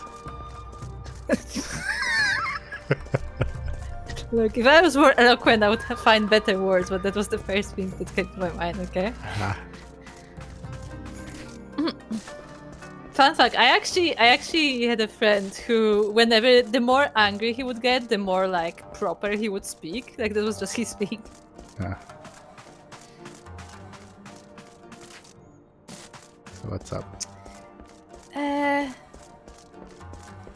You know, all that happened, that's its own problem, right? How did she escape twice in a span of 20 minutes? Do you remember how after the directly after the first escape, like Ian literally said that he was going to increase security to make sure that didn't happen again? Do you remember that? Do you remember how Yugi said that, like, oh, maybe I shouldn't, like, relax my observation. I should have, like, watched her the whole time. Yeah. Do you remember any of that? Because the writers don't. The characters don't. The characters don't. Yeah. It's like, oh, it is my fault that I gave her a room instead of a cell. You know, a room can still have guards. You're not that short of people. You can still have guards. So what do you think? Like the only reason why she wasn't in jail was because Gosetsu was watching over her. But if Gosetsu is not watching over her, then she should have guards. That was just incompetent. That's why it annoys me. Because like what happened is like whatever, it happened. But like it annoys me like the complete lack of competence when we were proven before that Hien is competent. So why is he not now? I think that's the most important thing is that specifically this quest line, what it does more than anything is that it makes us think less of the character of Hien, which is a negative thing because, as you mentioned, coming into this quest line, like we were liking the character more. Like we were very reserved. Like there was definitely a lot wrong. We spoke about it earlier. A lot wrong when it came to his portrayal in the MSQ. But coming into the post patch, like again, like we liked the dialogue and the political like back and forth that was happening between Hien and the brother, and just like the aftermath of bringing together his people and all this stuff. Like it was these are all good things, and we had good things to say about the character. But this quest line, this string of events, makes him, as you said, it makes him seem incompetent. It gives you a reason to dislike the character, because of one thing is, you know, having lacked security around the character of Suyo, but the other thing is what you brought up before is the fact that it feels like the writers have already decided that Hien has forgiven Azula for what she's done, which is why like security was so lax and it was so unconcerned. But that's like, I would say that's a negative thing though. Like why, like I don't think it's a positive thing that he made that decision. Again, like it feels like the writers, they want you to empathize with the character. They want you to like the character. I'm referring to Azula. They want you to forget about who she is, and they want you to be like Hien and be like, oh no, yeah, she's fine, she's a good person, like she's a different person, like you can forgive and forget, sort of thing. Like that's how they want you to feel. But I would say that they failed in doing that. They failed in expressing that and having you come to that kind of opinion, or come to that conclusion.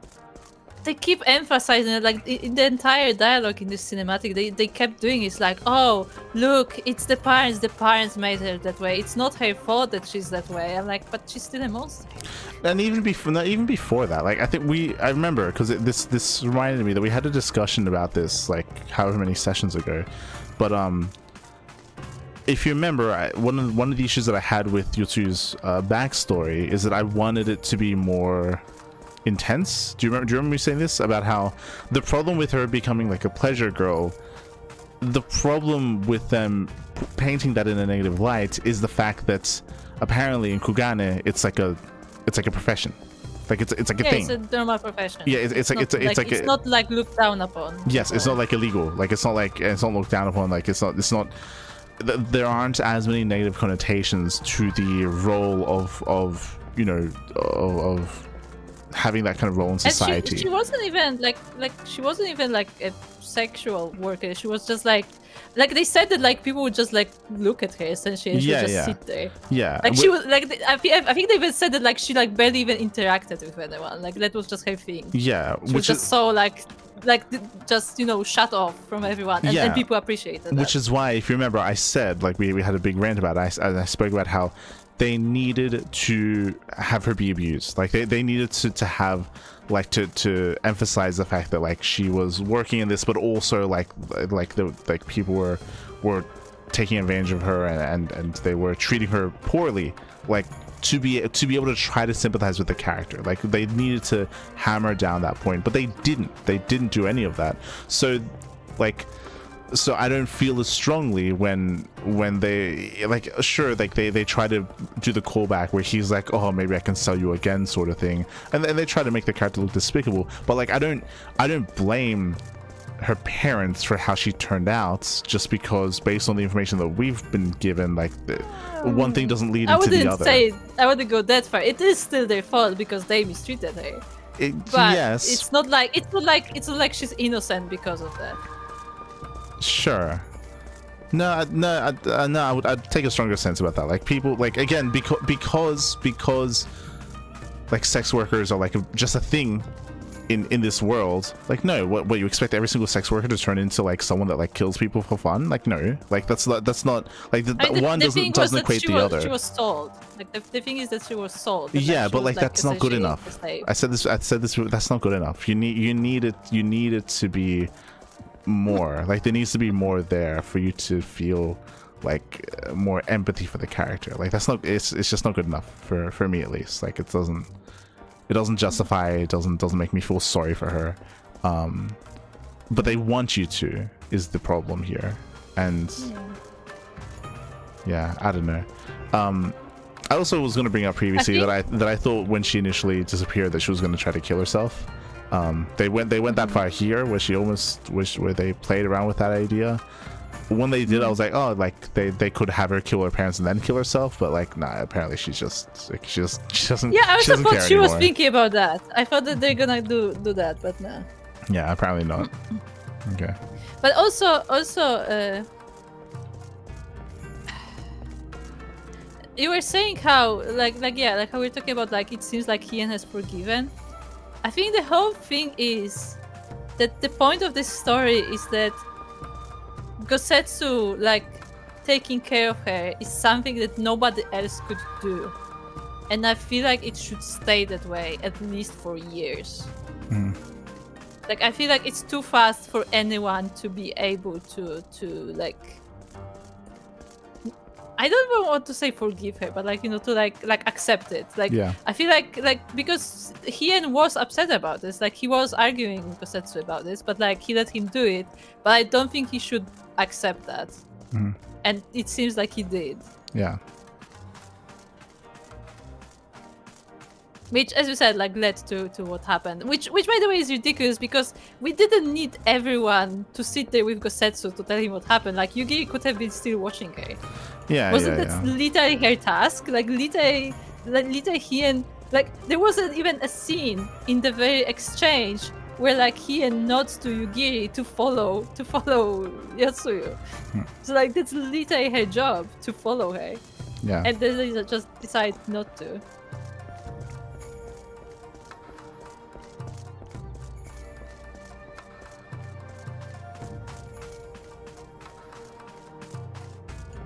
What else do you think? I'm still a little bit I don't know if I want to say perplexed. They still haven't really made it clear what kind of relationship she has with her brother. Yeah, I agree. Like I guess she seems like when he appeared to me it was like my first thought was like, what makes Asahi think that she won't just stab him on the spot, right? Well, yeah, that's what I mean. Like obviously she didn't. Yeah, so yeah, but like we don't know. What does that tell us? That tells us that maybe they're on good terms. Maybe she likes him. Maybe she doesn't. She called him a worm. So yeah, I don't think they're on good terms. I think it's more like they recognize who they are, and she basically like to me it seems like she finds him someone useful. Not to say that she likes him, but that he's useful. Like maybe, I don't know. Like I don't think that was made clear. The other issue that I have is that unfortunately, I do think that we spoke about this at the time, but I do think that they did a disservice when it comes to Azula's character because they also portrayed her to be very emotional, very like inept as a villain. So she's not like they never portrayed her to be very like political, unfortunately, and very smart. So. Like, yeah, so like I don't know, you get the impression that like it's weird. It's a weird dynamic. You get the impression that like he's maybe like smarter than her and maybe just using her, but it's weird. Just playing her. Yeah, he seems to be playing her. Yeah, but it's weird because she's meant to be the older sister and like it's a weird dynamic and I don't know if I like it. I think it's just the problem is that I wish that she was just smarter. I just wish that they'd portrayed her to be like a smarter, more calculating person, and then that would make this more interesting to have her and her brother who are in line with that and have them be like a stronger force together. Whereas right now it feels like she's just She's just a tool, like. Yeah, she's a tool. She's a blade. Yeah, which is a shame because that makes the character less interesting, right? Like. Yeah. See, I can't even properly like analyze the situation with Azula and Zuko, as we call them, because I still think that this is less interesting story than if Asahi was actually genuine. Yeah. I think it would just make for a more interesting story. Whether like however it would follow in the end, I think it would make for a more interesting story if he was genuine. Because then again, you could actually explore the conflict of like, you know, what is the right thing to do, kind of thing. Where like he's like, no, they're just bad people. Yeah. So like you kind of like remove that conflict. Yeah, because I think that if he was a genuine person, then I think it'd be a more interesting dynamic as well, because then there'd be a different power dynamic between him and his sister. Like if he was a more kind-hearted person, then she would be a threat to him as well, right? And you'd have like, again, you'd have a very different power dynamic between the two of them, where he would be wanting to be more complacent, or more he'd want to try to like appeal to her in some way. No. I don't know if complacent is the right word, but like, cause again, like they portray him as a smart person, but like just, you know, like somebody who was like raised in what's it called, like he wasn't poor growing up, basically. Like someone who was like, you know, well kept, well educated and stuff. Like he never like wanted for anything, and like that would make an interesting story where like he comes from that side of things, where like he has this like high ideas about everything because he never like had this kind of problems in his own personal life, and then he comes to this and it turns out like this more complicated than that or whatever. And like that would be an interesting story to explore. No, I'm just referring to their dynamic, like in that moment. If he was more genuine, if he walks, it's like this has been expressed in media before, but like the idea of him walking in on his parents being killed and she just killed them in front of him, and the change in dynamic where she's dangerous and he knows that, and he has to navigate that as well. Yeah. Right. Like that's more interesting to me. Right. Like yeah, but not like he's like scared or shocked. Like he knew this would happen. But like he has to navigate that. But he has to navigate that, otherwise he'll be killed. Yeah. Like that idea like is more interesting. Yeah, for sure. Because it's like you have to like work your way and you have to try to navigate like a dangerous animal sort of thing, right? Yeah, basically, like it's basically like, like. I think that would make for a very interesting story. And again, this is the funny part, because this happens in like in here in 5000. This happens in a lot of like shows that we're watching like off stream. I don't like when villains are just evil. Yeah. Like that's boring. Like give me that like, you know, more complicated story. That's what you said. Like him like having to like having like genuine intentions, but having to navigate around Yotsui. That would be interesting. But like instead they both just they're just evil, and like, you know, at that point like I stopped caring because they're just evil. So why does it matter who they are? You know.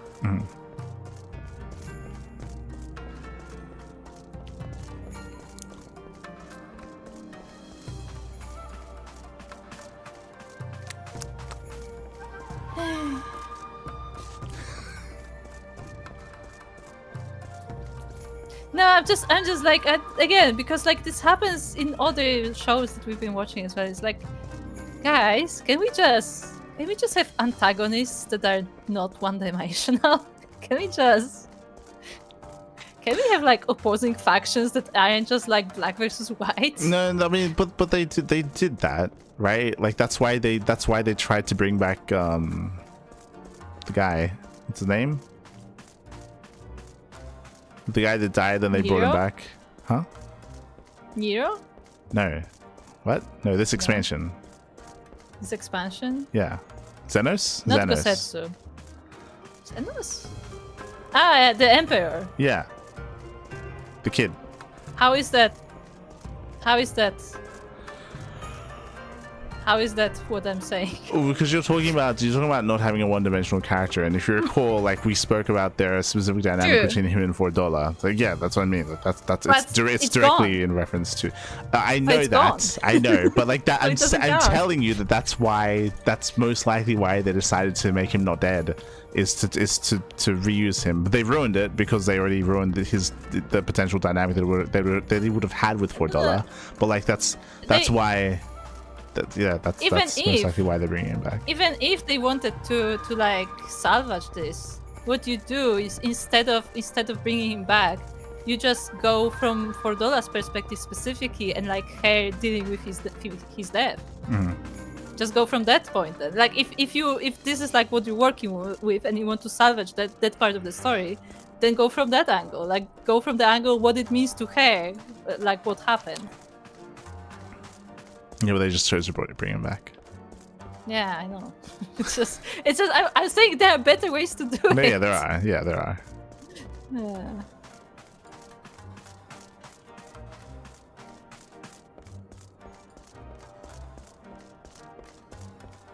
Oh, that's nice, Soka. Ah, that's nice. You're the young Fun fact, I tried to put on idle camera yesterday because like I haven't used that in a while.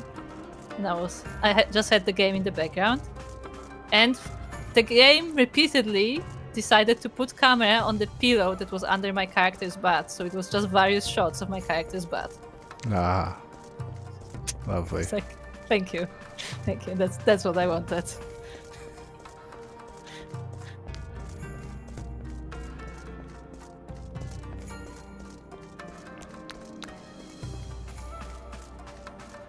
All right, prediction time. What are your predictions? So she's got her memory back. She wanted to kill herself. She didn't kill herself. She's gonna work with her brother for something. Okay, hold on. How do you think? Before we get to the point. Okay. Before we get to predictions, Okay. like I completely forgot about that point. What do you think about her feeling bad about things? Because that piece of dialogue when she was about to kill herself, that piece of dialogue suggested that it's not that she's like trying to kill herself because she's captive, but it's because like she has done horrible things and they are being nice to her and she cannot stand it. As if like she feels bad for what she's done, when I don't think she has any remorse, really. That like also like threw me off. I agree that was out of character. Like for me, I would have thought that we didn't get to talk about it. I would have thought that she would have tried to kill herself when she was getting her memory back, but not when she had gotten her memory back. Like that would have made more sense. Yeah, right? yeah. When she had like only the pieces and like she only had like the images of like horrible things that happened. That makes sense that like it would like be like too much for her to bear. Yeah. But like when she had like full like view of things, it just didn't make sense to me. Yeah, I agree. Like this, like the fact that she tried to kill herself tells me that the writers don't understand the character. But again, they want, as I said before, they want you to be empathetic with the character, and having a character almost kill themselves like is a way to do that and say that they feel remorse for what they did, even though it doesn't make sense that they would feel remorse for what they did. Yeah, it doesn't make sense for her to feel remorse, and seconds later she's just killing her parents. Like she, I don't think she has remorse. Like I don't think that's just a feeling that she has. Yeah. You know. So like it was just weird to put it there suddenly. So what are your predictions? For the conclusion of this character, and where the story takes this character, the character of Azula? She will be Asahi's pet. Okay. She will be forced to work under him because he can give her the means to do what she wants. Okay. And she will begrudgingly agree just because she knows that he has the resources. Okay. But she's like, you know, he's too smart to let her lose. So you think that she survives the expansion? Oh, that's a better question. I'm telling you the conclusion of this character. I'm not talking just this quest. I'm talking about like where this story goes in Stormblood. Bearing in mind we have like 3 patches left. What is the end of the character?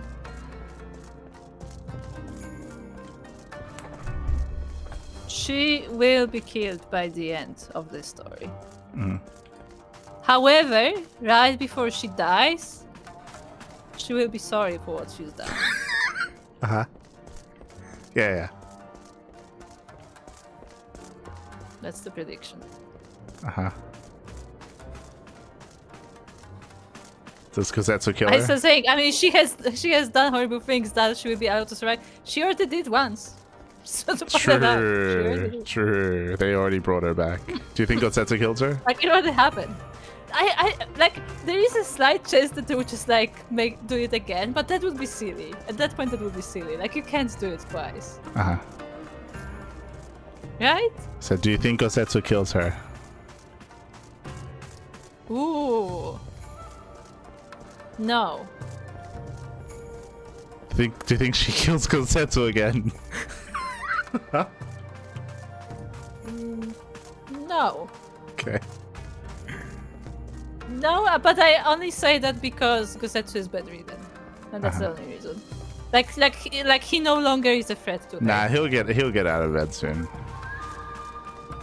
I say so. He's not going to be in the bed for the rest of the expansion. That's not going to happen. He'll get out soon. I don't know. Maybe he will get out, but like I don't think like they said that he will no longer be a warrior. So like he won't be like actively part of it. He's going to come out of retirement again. He's gonna feel responsible for him babying this murderer. Yeah, and then he will like do it himself to like atone for his sins. Yeah, maybe. I don't know if he'll succeed. But he already did that. Yeah, that's the thing. He already did that. As well. That's literally what the scene with the roof was about. That he was willing to stay there with her. Yeah. Because he himself does not feel like his conscience is clear. Like they already did that. Yeah. So my prediction is that she kills her brother. I think. No, yeah, I think she, because she already killed her mom, she already killed her dad. Yeah, I think she kills her brother. Like I think that's almost 100%. I think she will kill Asahi if for no other reason, because Asahi is overconfident. Yeah, and exactly.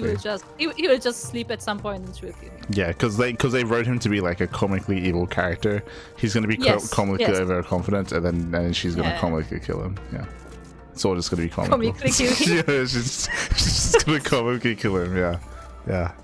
She's gonna use like confetti, and it's gonna like drown in a ball pit or something. Yeah, it's gonna happen. And then the clown car shows up. Yes, so she's gonna kill her brother.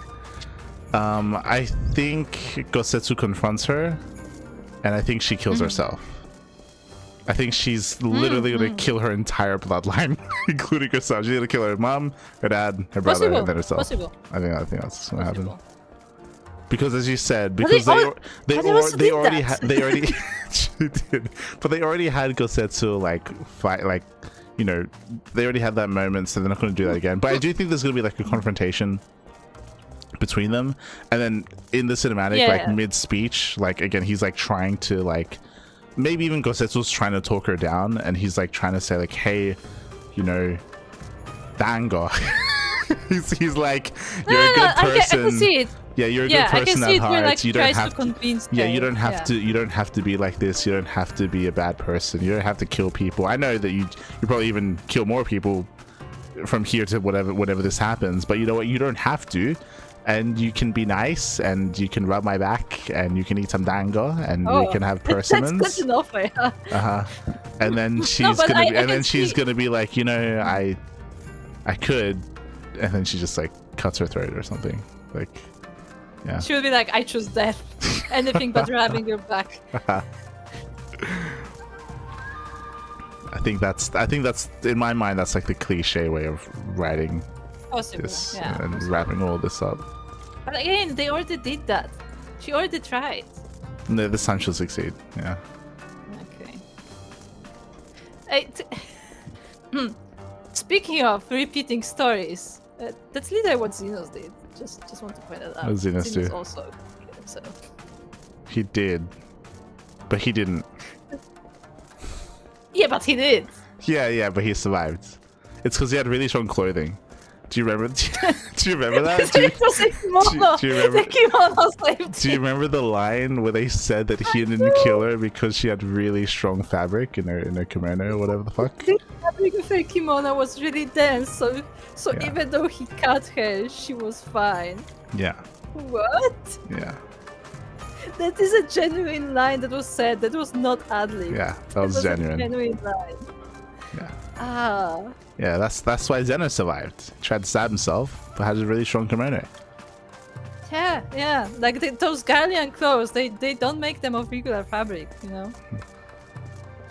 Because she would probably wear Gallian clothes, you know.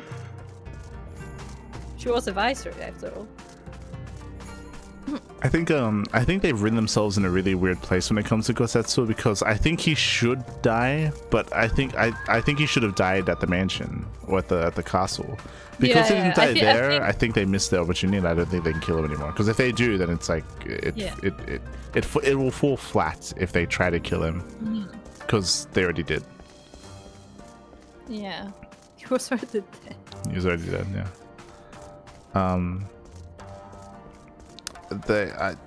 I hope that they can salvage Hien's character.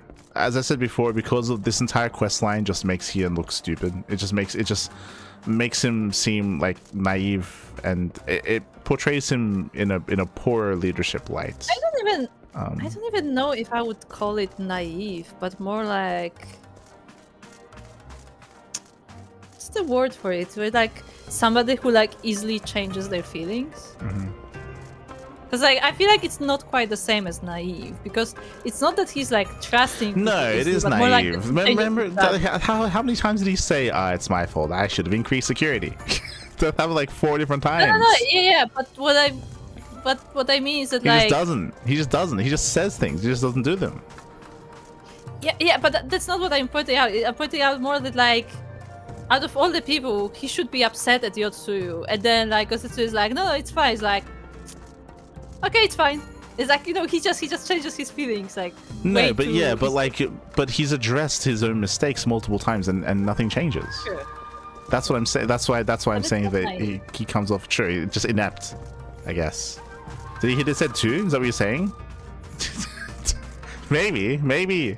I don't know. God. I mean, he was like healed by them all when he was lost, if you remember. That's why he ended up in the step in the first place. True.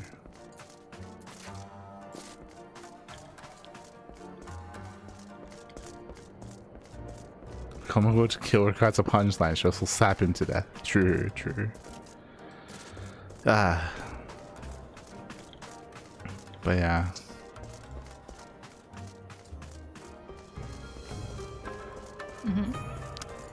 Alright, Alice. Let's continue this. So Asagi got his way in the end, at an unspeakable price. He is a vile little worm, isn't he? I also wanted to like point it out, I guess. I mean, it's complicated, but from the very little information that we got, it doesn't seem like Asahi had that much connection with his parents either. Yeah. Because they say like, oh, how could he do that? But I feel like kind of like Azula, like he just didn't have much connection to them, like they're basically strangers to him. Well, like that's I mean that's the issue here, is that like I don't think they portrayed enough, in my opinion, for you to feel as strongly about Azula's characters and how Azula's parents and how they treated her. But on top of that, like you would have thought that her brother would have had a better relationship because he wasn't sold off, but apparently not. But he was sent off. If you remember, they specifically said that they sent him off for education in Empire. Yeah. So it sounded like he wasn't part of their lives either. Yes, but like he still ended up the way that he did, which almost implies that had nothing to do with it. That like right? Like for them both to end up in a similar place, in a similar position, despite having different lives, like there's something else there, right? Like it's. Yeah. I guess what I'm saying is that it almost doesn't seem like their parents had anything to do with it. Maybe, I don't know. Don't know about that. We don't have much information. We don't. We don't. It's weird. Because you would think that he would have a better relationship with them if they didn't. Yeah, like he would be like they're like, you know, praised, like, hey, yeah, they're like spoiled child. Hey. Yeah, like the spoiled child, because, you know, oh, you're so educated and you like have all these, like, you know, social credit, whatever you want to call it. Yeah, like you'd think so, but apparently not. So like, I don't. Yeah. You giddy. Like he didn't, like the parents didn't even mention it, like, oh, Asahi brought us here. It was like, no, like they took us here. Like, so like it didn't seem like Asahi was even involved. Yeah.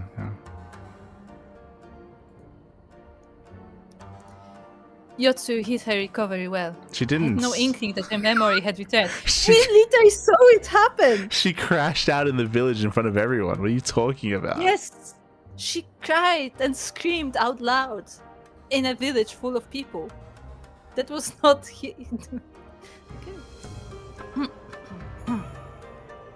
I keep asking myself when it could have happened. At the meeting with her parents, perhaps? But then, why would she? Nay. There is not to be gained from such conjecture. Alfie, please tell me you actually use your eyes.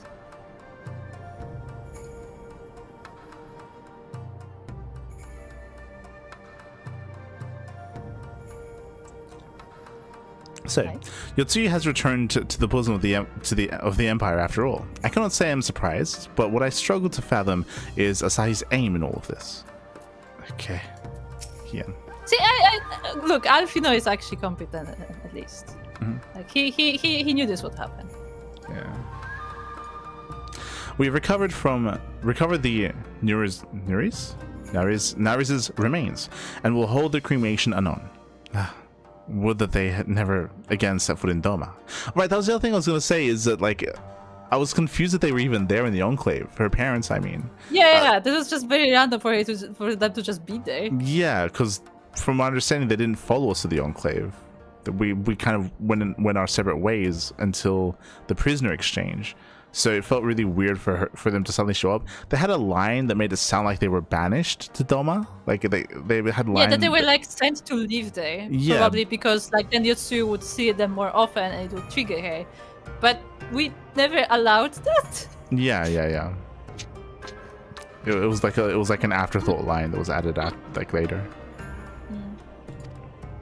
I breathed in news to Gosetsu myself. He was quiet.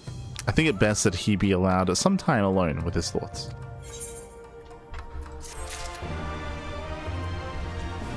Let's say. Oh, it's the same dialogue. The same thing. Hien. Lord Hien seems keen to take stock of the situation.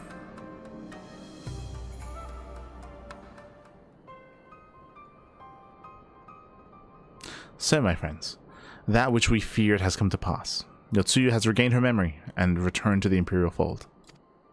It is, by any measure, a cruel twist, not least for Gosetsu, but one which does not invalidate our agreement. According to the terms of the contract, we were bound to surrender Yotsuyu into the Guardian's hands should her condition improve prior to the hour of the exchange. By that reckoning, all is, if not as it should be, then as it must be. This I can accept. But what I cannot accept are the unconscionable lengths to which Asahi went to achieve this outcome. I'm fine with it. Okay, sure. Given his recent conduct and his apparent admiration for Xenos, it is plain he cannot be trusted. Remember that when they inserted Xenos into this story? He met him when he was a kid or something. Yeah, randomly. And that is to say nothing of the unexplained containers he insists on bringing to our meetings. Whatever the ambassador is planning, I think it unlikely our negotiations will end peacefully. In the event of hostilities, the safety of the conscripts must be our first concern. As such, I would have an escape route in place before the meeting begins. Wise precaution. If the main structure of the Castrum Fluminus is to be the stage for the exchange, then I believe a thorough inspection is in order. The citadel has stood empty ever since the Imperial withdrawal. While we took steps to ensure that it could not be defended by an occupying force, it is entirely possible that the ambassador has arranged things there to his advantage. I will slip inside and make certain we have an unobstructed exit. Pray allow me to join you. I have some experience of Imperial facilities, and should matters take a turn for the worse, I would hope to be at least of some use. Very good. That should be enough to guarantee us a way out of the Castrum. Beyond that, however, we will need a ship to ferry the conscripts back to the Enclave. Even with every skiff we have, it would take several trips to evacuate everyone. A Confederate Segimune, on the other hand, would require only a single run and leave us far less vulnerable on the water, assuming, of course, Rachel can be convinced to part with one. I am in a canoe. Okay.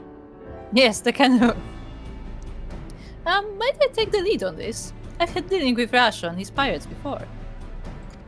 And I won't be alone, will I, Mielika? I suppose not. Which one? I suppose not. You can count on me sounds kind of weird. I don't know. Yeah, I suppose I won't be alone. So yeah, I suppose not. Yeah, whatever. Well, that was enthusiastic. Were you hoping to join Yugiri and Alfino on their Skulky mission by any chance? Yes, I must protect Alfino. I'm certain you would make a persuasive pair, but I think I will accompany you to these negotiations all the same. My lord, the ruler of Doma should not be seen consorting with common brigands. Come now, Yugiri. They stood with us against the Empire. If we would ask their aid once more, we must treat with them as equals. My presence shall serve to demonstrate our sincerity. Indeed, my lord. Pray forgive my presumption. By your leave, Master Alfino and I shall be about our task.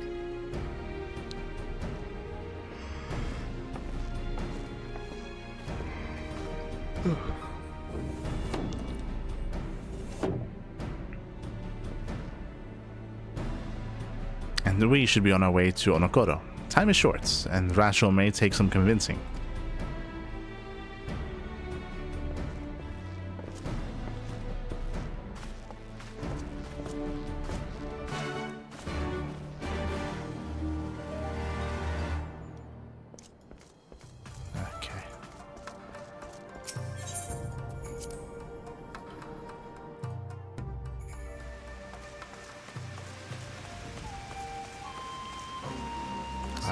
Hello, Saka.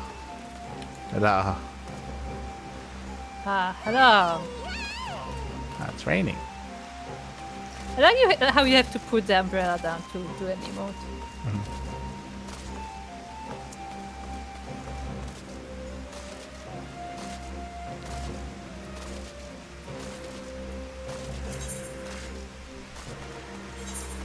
So what's the plan?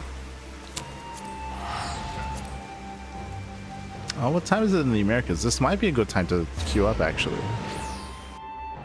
Okay, then be right back. I need a break this time. Okay. We'll be able. I'll gotta send the bucket.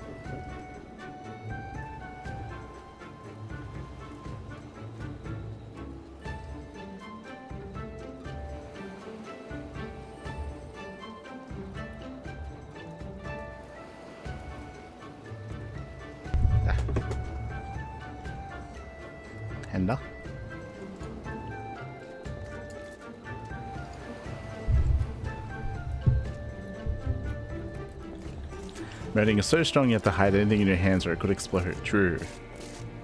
Starting to be a better time to queue up for the Alliance, yeah. Reset was about 40 minutes ago too. Yeah, I think now should be an okay time. So it might just queue up and try once Koopa arrives.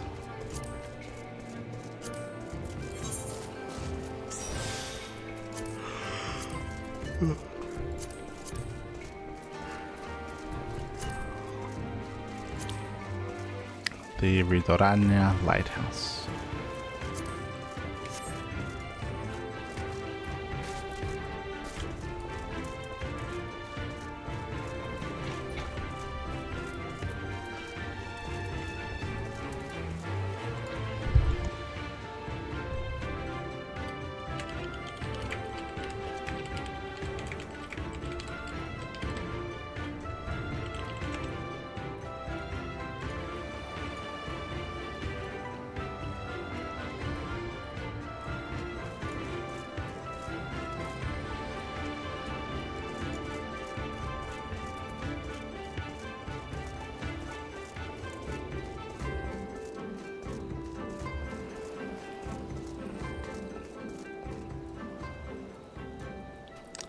Yeah, 4.3. How many patches were there in total? Those 4.3, 4.4, 4.5. No, sure, those are 4.6.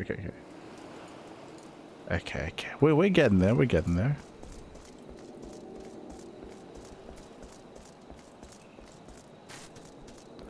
We still have to get around to doing Eureka at some point. True. I heard it can be grinded out relatively quickly. Relative.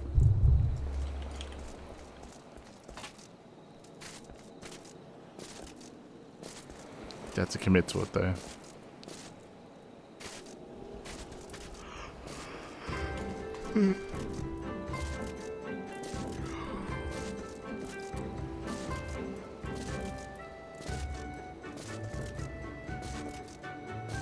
I have no time for Eureka. 4.56. Okay. I see. I mean, to be fair, we've already done like a bunch of that content, I guess. Like we did all of the Deltascape stuff, and I would imagine that was like spread out throughout all these patches. Same with the Genbu stuff, like the little animal quest line.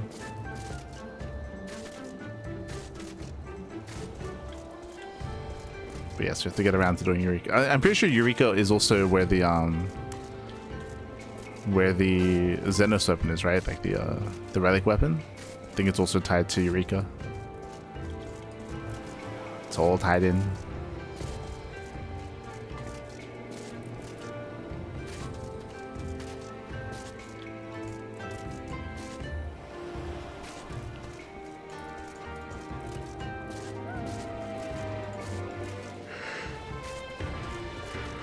Both are released during the patch. Yeah.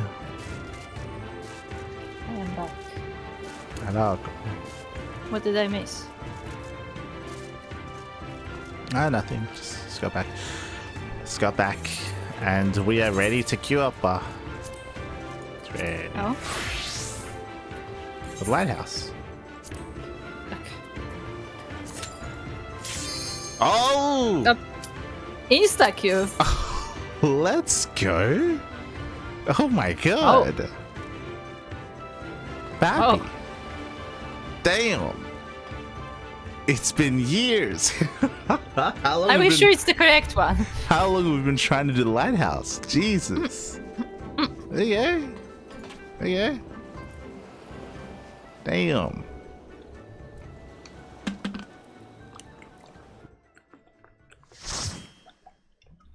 Okay, I'm locked in. I do not remember any of the story. There's like a group of entertainers on a skyship. Yeah, that much I remember. And they were looking for their father, and then they found their father. Yeah, the father's like an archaeologist. Apparently there's like a city under the city. Mm-hmm. And there are crocodile people. Yeah, crocodiles.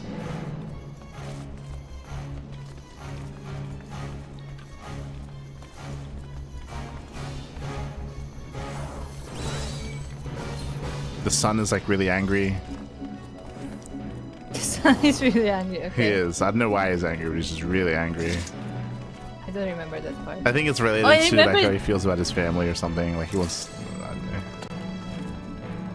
I remember that the crocodile people like then helped us or something.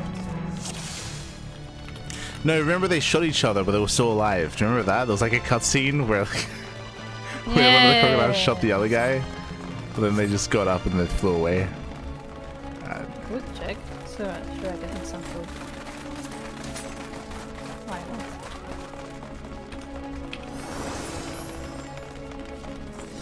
VRC.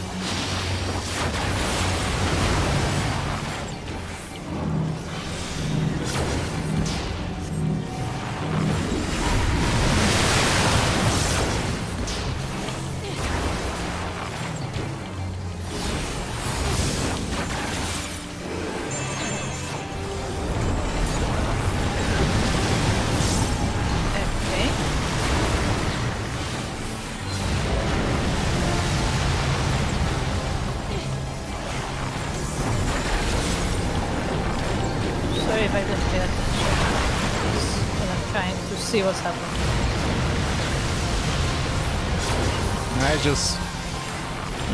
Tsunami. Yeah, but it's important which side he's looking. I'm gonna ledge. Yep. I ran the wrong direction. Because the thingy was chasing me, so I couldn't run. Heal me, please. Thank you.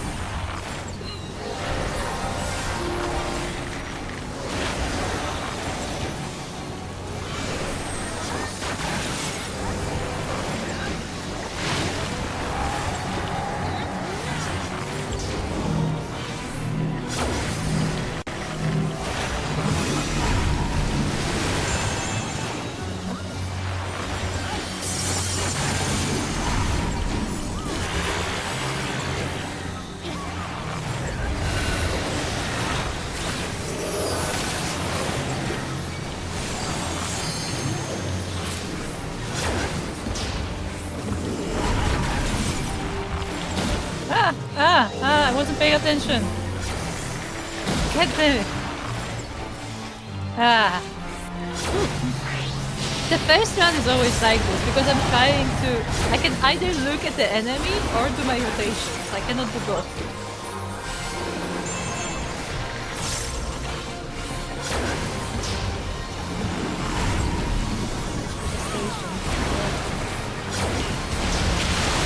It's not our incantations.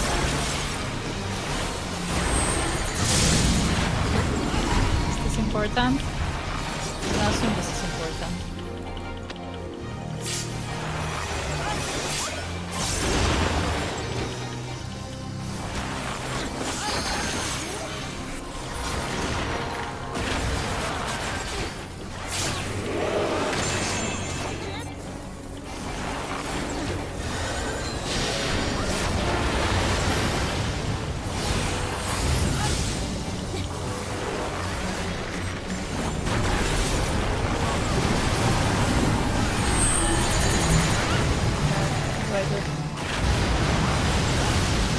This. No! No! Once he gets you, it's too late. You cannot escape.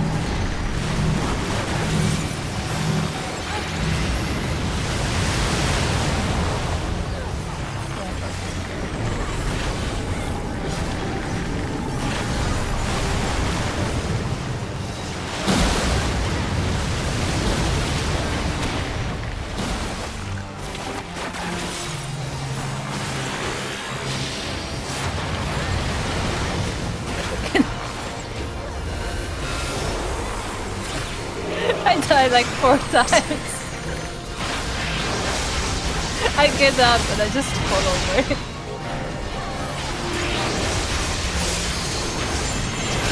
I give up. I don't need to fight. I can do it.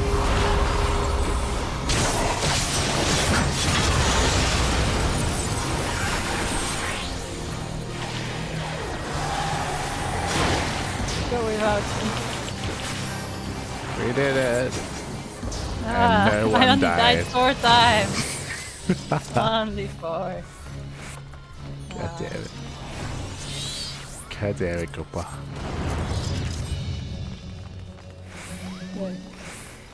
That was an ancient It's not my ingredient. fault that he traps me. We'll have to we'll come back to that later. Yeah. Yeah. Hopefully we can.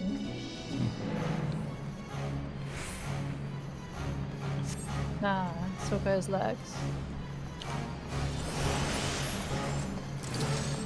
We're in the aqueducts.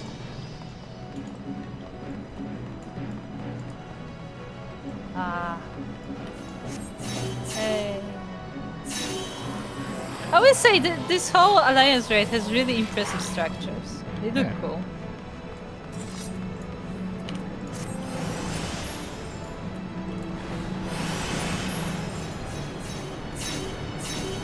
Such elevation. True.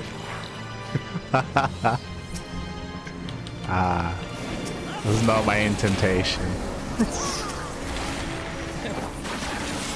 I thought only we're meaning that, but apparently not. Everyone means it.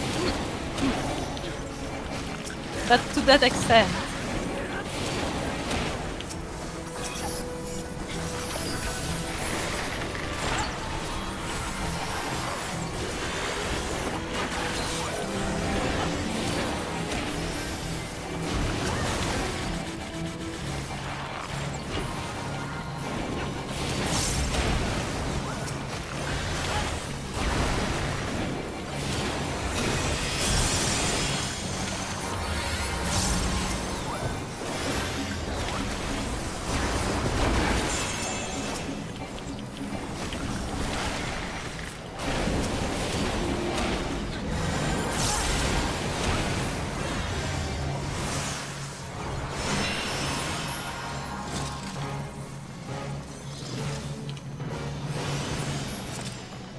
Keep going up.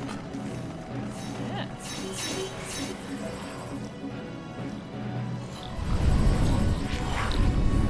Oh, hello.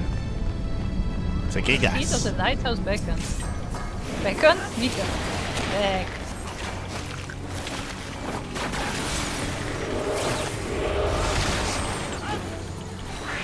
Okay. Well, how many times am I gonna die this fight? Take that. You remember the lighthouse story? It was boring to me. The alliance raid story was boring to me. I would say that it's maybe not the most engaging one that we've had so far, for sure. I think it might also be partially because it's taken so long to queue up for us as well. Like,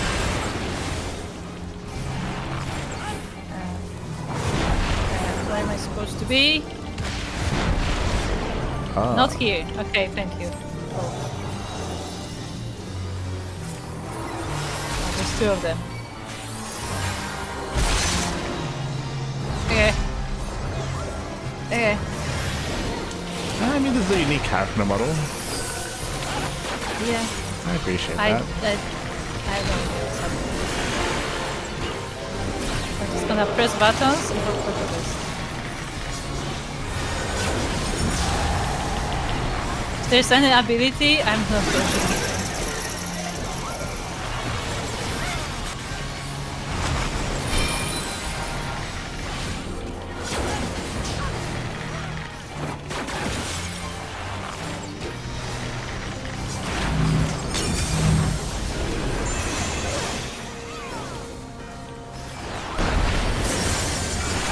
I dodged that. Okay, you saw that on my screen. I was not on the circle. How did I die?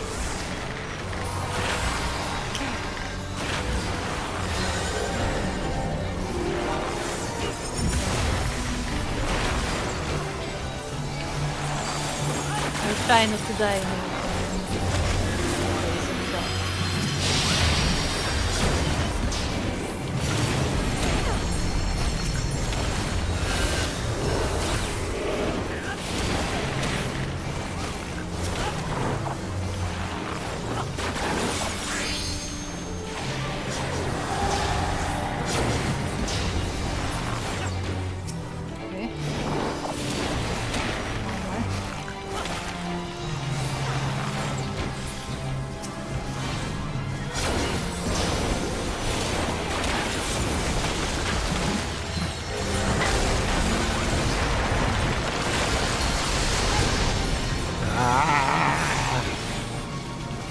I'm blind. I can't see anything.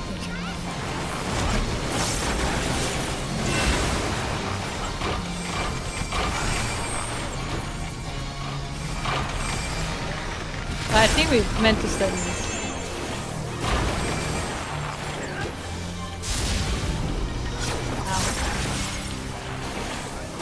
It looked like whenever you stand in it, you turn it, so we were turning it away from the party. Oh. You can see like the hands change.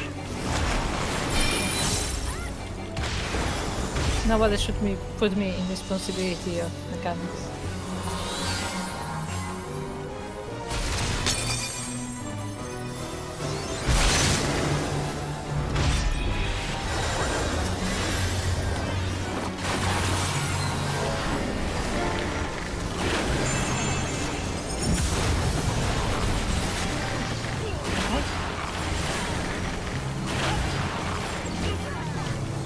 Oh, this is not even the end, is it?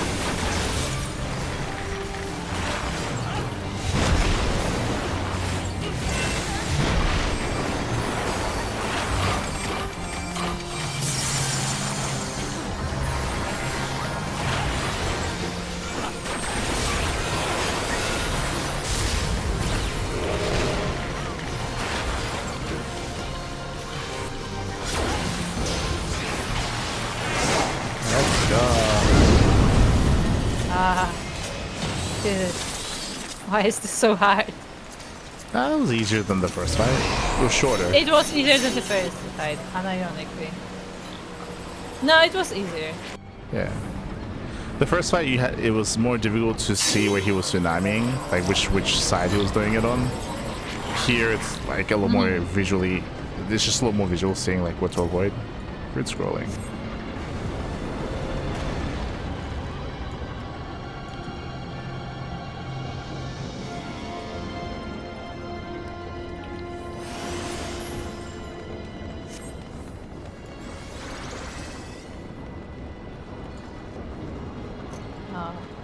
That looks...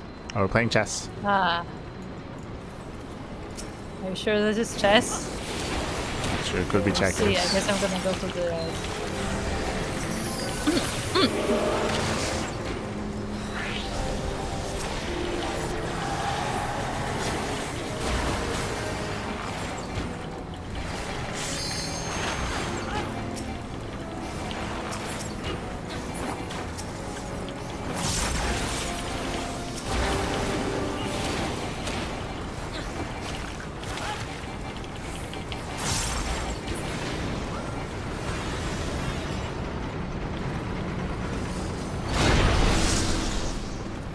Okay. Oh, they're so cute.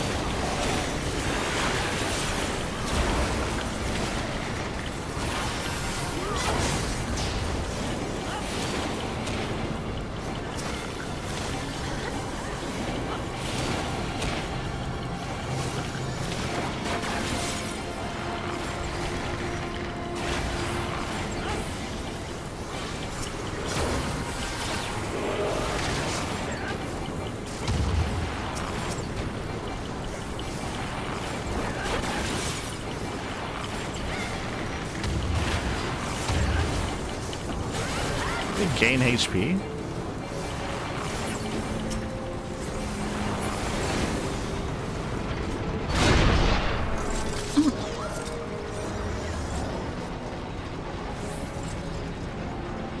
Okay. We're running on cogs. The grid scrolling.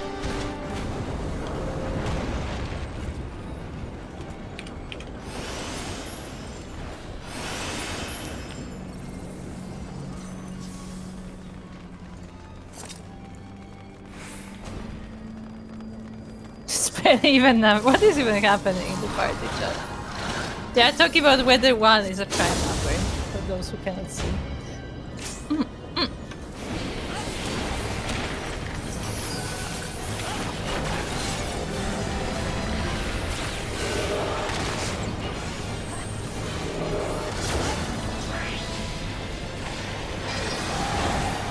Oh, it's the scary robot. Yeah. You know, check them out.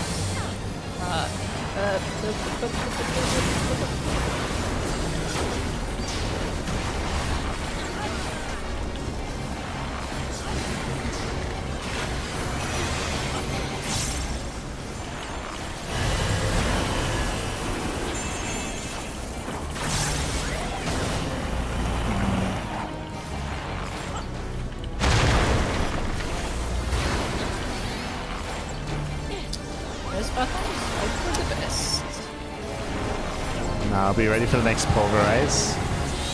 Oh no! Oh no! I just charged my thingy and now he's gone. Hate when that happens. Oh, I can't see. Can't see. Oh, damn it, I wasted my ability.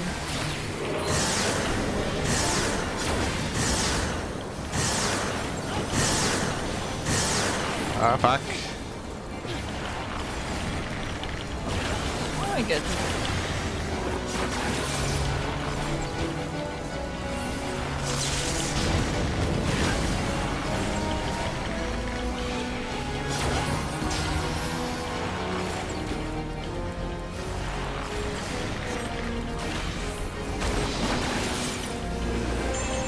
I'm afraid he's looking in my direction. It's not very good. He's doing math. That's why they were making jokes. Oh no! So it's 1, 2, 3, 4. Which number? 2, 3. 3. And it says multiples of 4. Oh, I didn't read. Okay. But it was a 4, it's not 2. That was multiplied with the 4. I got it wrong. I can't read as I'm fighting. What do you expect from me? Got it wrong? What? Yeah, but we're all wrong. We're not going to be punished. I'm dying. Oh, that's why they were talking about math. That's, yeah. It's because it's a math boss. Okay, what does that mean?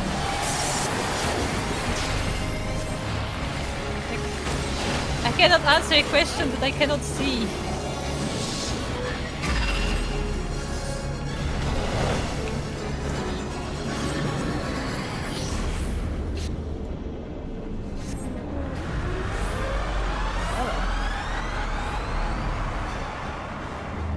Oh, it's doing one of those.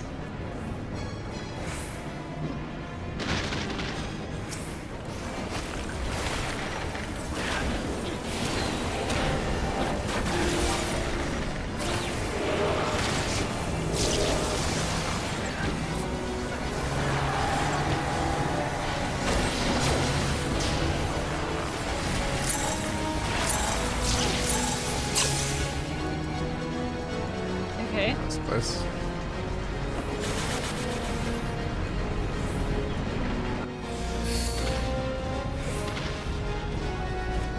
Oh, he's dancing. Ah, couldn't dance. Ah, hello there.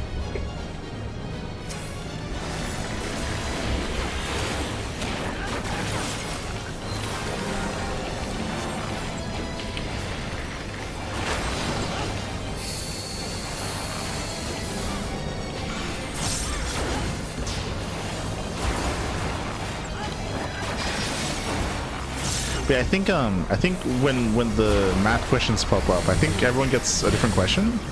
Question mark?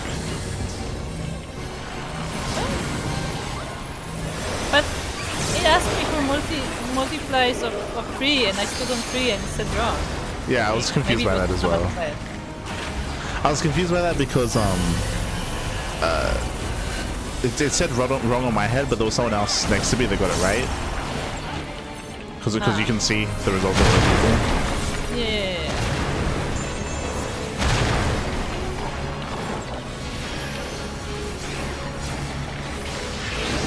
I do not understand this mechanic. Oh, somebody disconnected. Nah, we got him. We did it.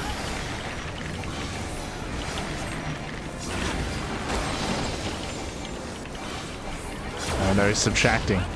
Increasing difficulty. Oh no. He will learn to divide. Okay. Aligning current vitals with specified multiples. Calculate vitals to times. Sure. Is it right? Tell me, Marco. Is this right? Yes, I was correct. Yeah. Okay, cool. I have 8 slots.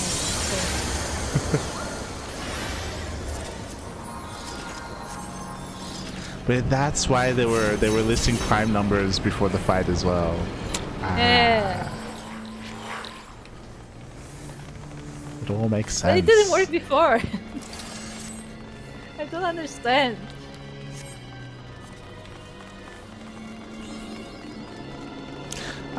Pretty.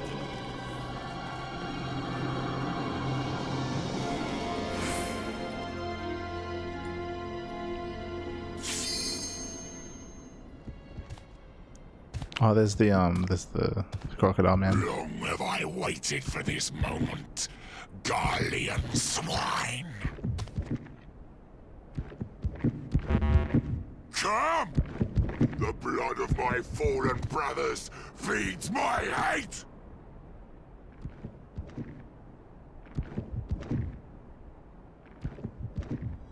Oh, yes, the Arimitama.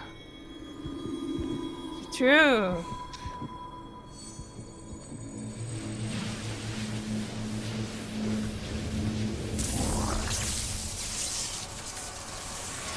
I completely forgot what was the deal with this. Oh my god. Turned into whatever the hell that is. Yeah, exactly. He turned to whatever the hell that is. It's like a burn gear creature. Okay.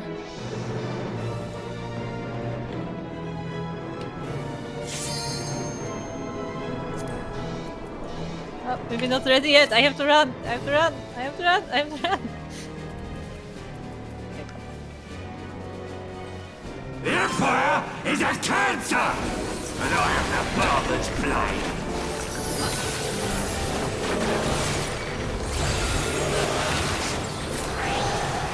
I'll tell you, they're problem!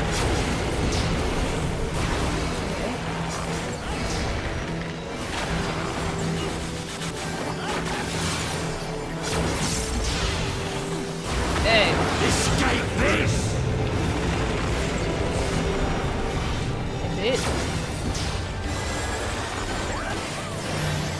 I didn't do this one though, for some reason.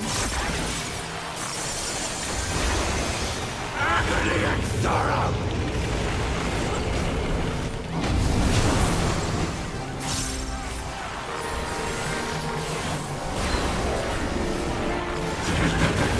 Your suffering is not yet over.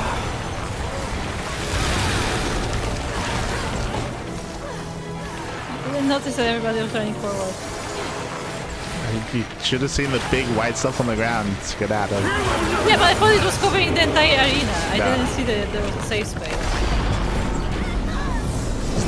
Agony and sorrow! Yes, I go here. I'm gonna be on plus for the first one. Escape this!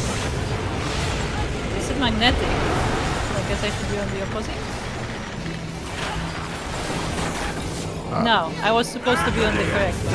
Okay, that's good to know. That's not how magnets work.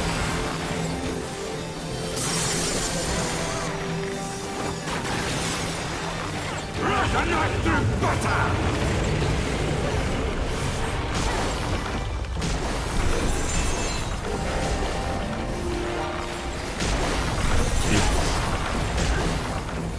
That's not the direction I expected him to go. You are suffering. I am not going to.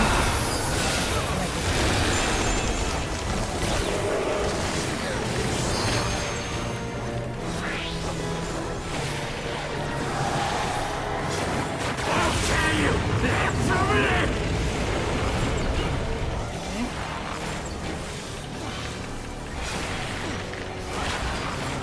Escape this! Oh, we try.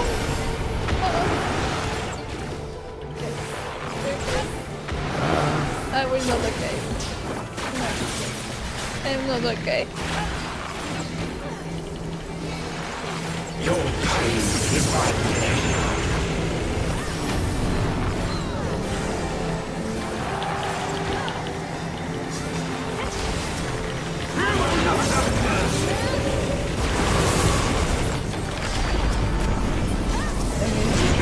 Okay, I'm plus again. I'm gonna go to the plus side this time.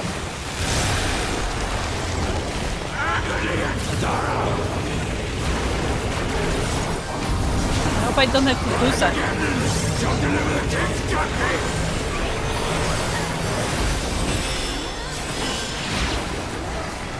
Can't see it. Need I end?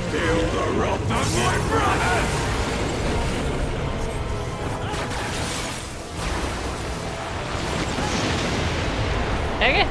Yeah. Ah. Oh, we need it to be grounded. Otherwise, we sent up in the air. Ah. I still don't understand. No, it's because we were in the air. Yeah. Yeah. Because of the magnets, we were in the air, and we needed to not be in the air. How do I not pay? I don't know. Not exactly helping. Well, some will figure it out. Because I had the plus sign, so I went to the minus and I died. So then I had the plus sign again, so I went to the plus. And it threw me in the air. And so like, I don't know what I'm supposed to be doing. It's on a case-by-case basis. Sometimes you gotta be in the air, sometimes you don't gotta be in the air. This is far from being guardian. My words have my strength. Enough.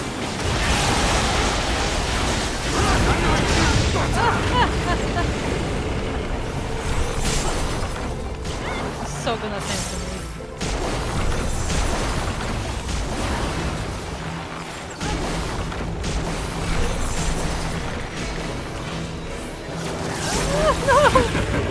You are suffering. Hey, we did it. I don't know if I survived. We did I don't know it. if I survived. I don't know if I survived.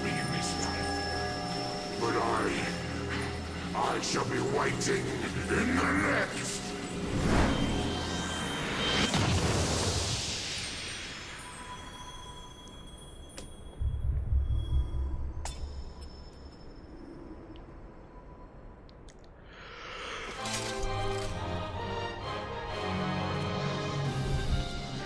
We did it.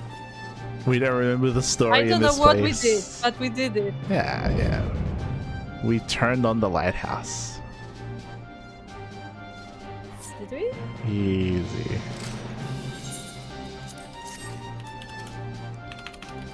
Oh, there's a bunch of orchestra rolls.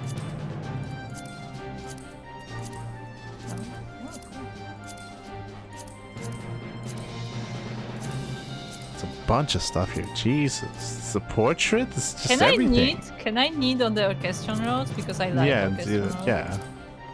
That's what they're there for. I'm just gonna need on the orchestral rolls. The rest I don't care as much about.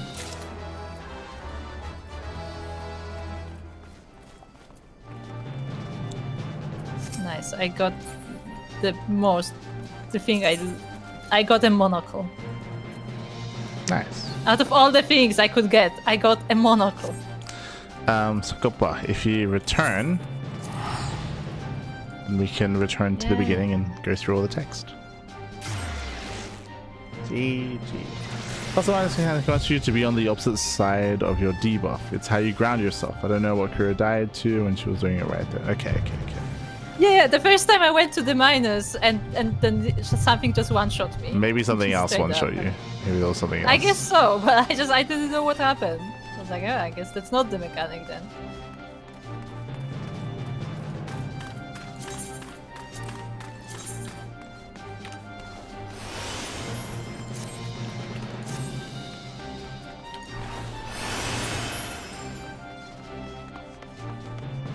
We finally did it. It took like half a year. Literally, yes. Ancient engravings. Low seeker in days unborn, a god blade bearer. No youth. This tower challenges the sky. Where the watcher, the ward of the three weights, soul hungry, unsated. Okay. What's that? They finished it. We finished it. So you're trying to snipe your health to be the answer, and putting yourself on the platform adds to your health, the number that's on. Oh, wait, what? Oh. What? Oh, so during the math fight, Kuro, you're assigned a number. I don't know if you noticed, but you are assigned a number. So you have the math problem, and then you go into whatever adds to whatever number you were assigned, and then that's the correct answer. That's why there were people that were going to the same place, and some of them were correct and some of them were wrong, because they had different numbers assigned to them. How do you see your assigned number? It's a big visual on your screen. Did not see. It's like it's not the number. It's like a dice. It's like a dice with the amount of circles on it. Okay. So yeah, so you're assigned a number. I have to believe your word for it because I did not see it. I barely saw anything. I believe you that you didn't notice it. I believe you. There are just so many effects going on. I could not see anything.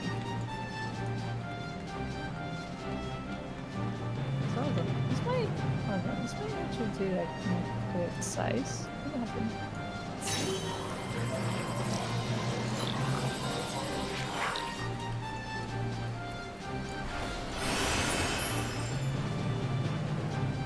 Those randomized? Yeah. That's what we're saying. That's why like people standing on the same platform, some would get it right, some would get it wrong, just because people have different numbers assigned to them.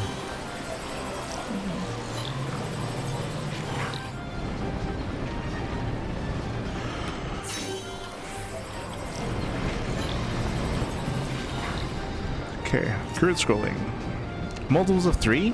3, 6, 9, 12. Multiples of 4, 4, 8, 12. A concept so simple a child that learned the architect of the city defense network could grasp it, or so one would think.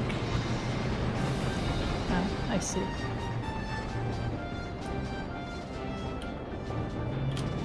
It's like one or two more of these.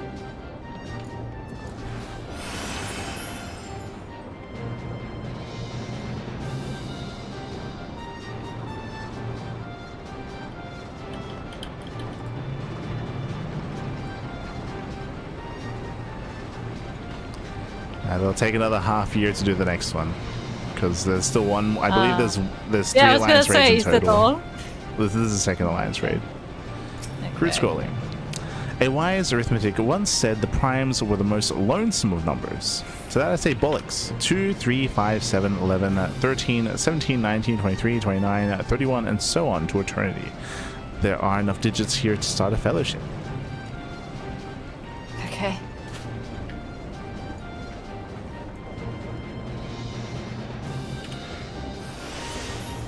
Oh no, I accidentally buffed you too.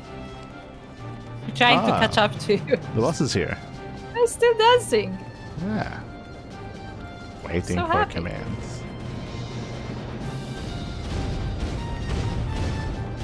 Can we take him home? Well, I believe he's the minion that we were rolling at the end of the Yeah. raid.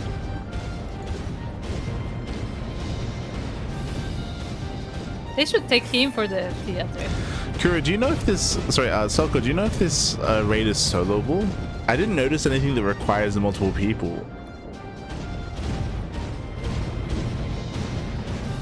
Is it possible to solo this at level 100?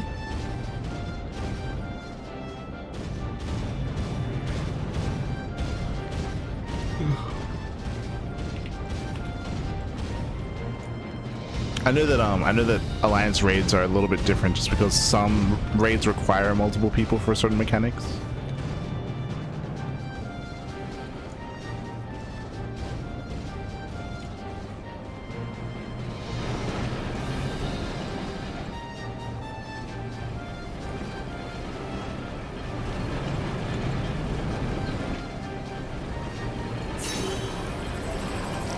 Oh, quickly. It's gonna leave us again.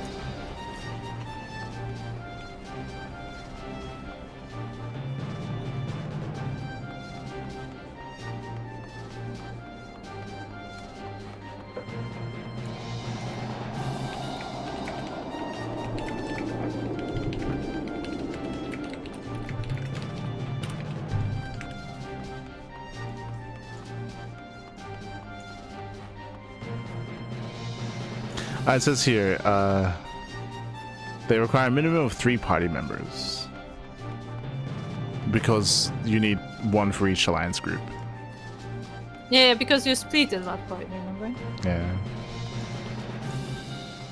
Okay. Let's take the view. Look at the view. Nice, I saw enough. Oh, we have cutscene. Looks nice. Okay. Oh, we got the Adamitama.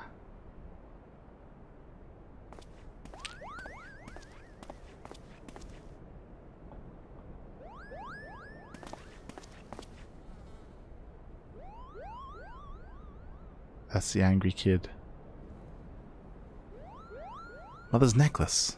But what is it doing here? Unless... I am behind. Oh, God. He's gone.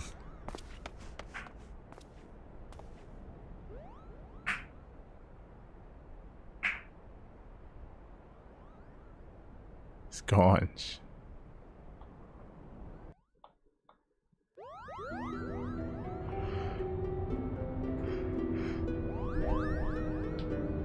Oh, that's it. It's like their leader got corrupted, so the crocodiles decided to help us. To stop their leader who got corrupted. Yeah, I just don't remember why he got corrupted. Because of the crystal. The crystal we just got. We just picked it up. Like the crystal corrupts. What I mean is the crystal was in some way special. I just don't remember how. Yeah. Special crystal. Alma. Alma, are you there?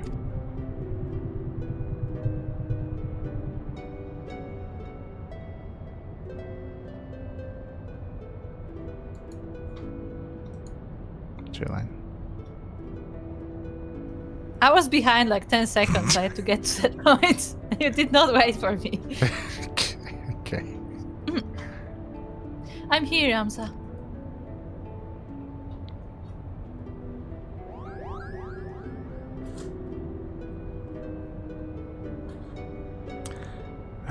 Extraordinary. The stones are different, but the craftsmanship is identical. However, how did it come to be in Backgamon's possession? Right, that's it. Remember, like, they had like a special necklace, but they also had a special necklace, and there's like a yeah. I don't remember that. They had the same necklace, even though they're meant to be like special. That's it. That's. Though they are indeed of a different shape, the stones appear to be cut from the same crystal. Oh. They are Orsite. Orsite. And what makes you say that? Label's right here under the crystal. Yeah, it says right here. Can't you feel it? You can feel it. Can't you, Hurdy?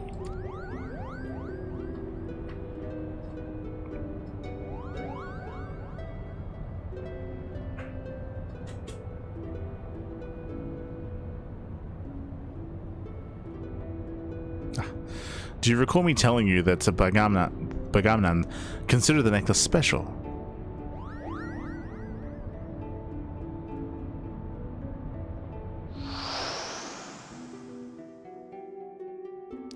It was special because it was entrusted to him by Prince Razzler. He was to return to the Princess Ashelia upon delivering her highness from Nabina Fortress.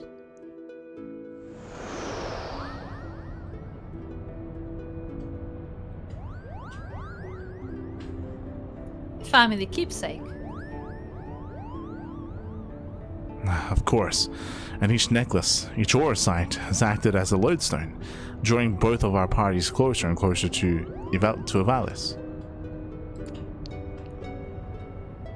Indeed, Father, the Orsite guides us. Ramza, are you recovered? Thank you, sister. I'm well now.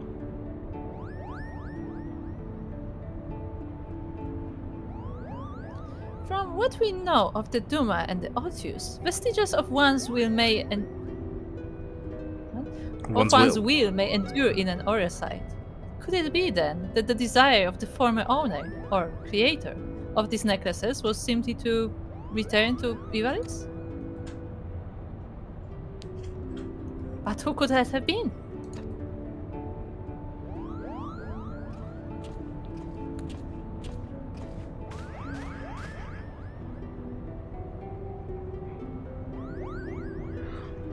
Ramza Beluf. Both? But Belf? He wanted people to return to his homeland and uncover the truth behind the kingdom's founding. But then why show us Lasalia and the Gulg, you ask? Simple. We are being tested. The Eurosite is measuring our worth, seeing if we are deserving of that truth.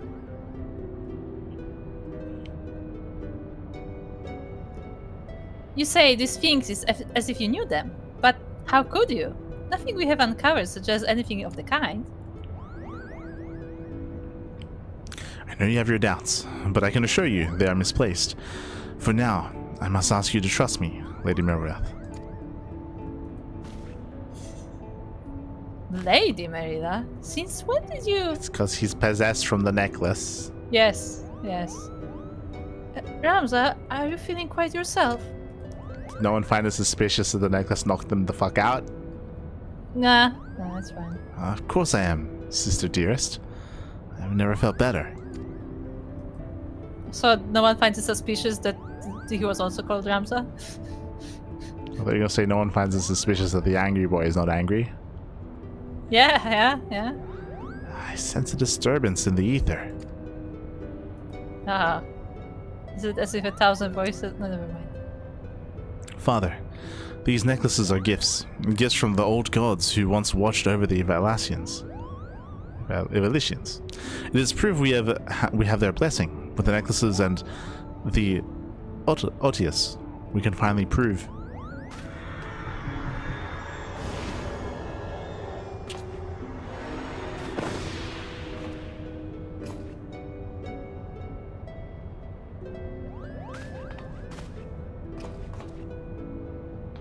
Thank you, Light. I know not what came over me. What I do? We didn't do anything. Yeah, we did nothing.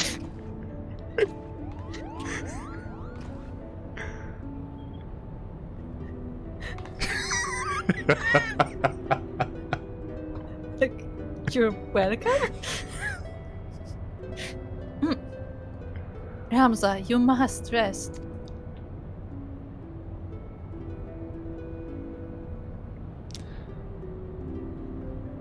Leave me be, Alma. Did I not tell you I'll be fine? He's back to normal. You got sucked back into the stone.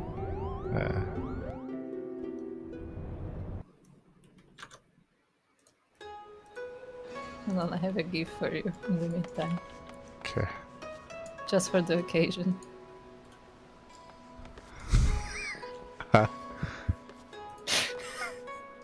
Yeah.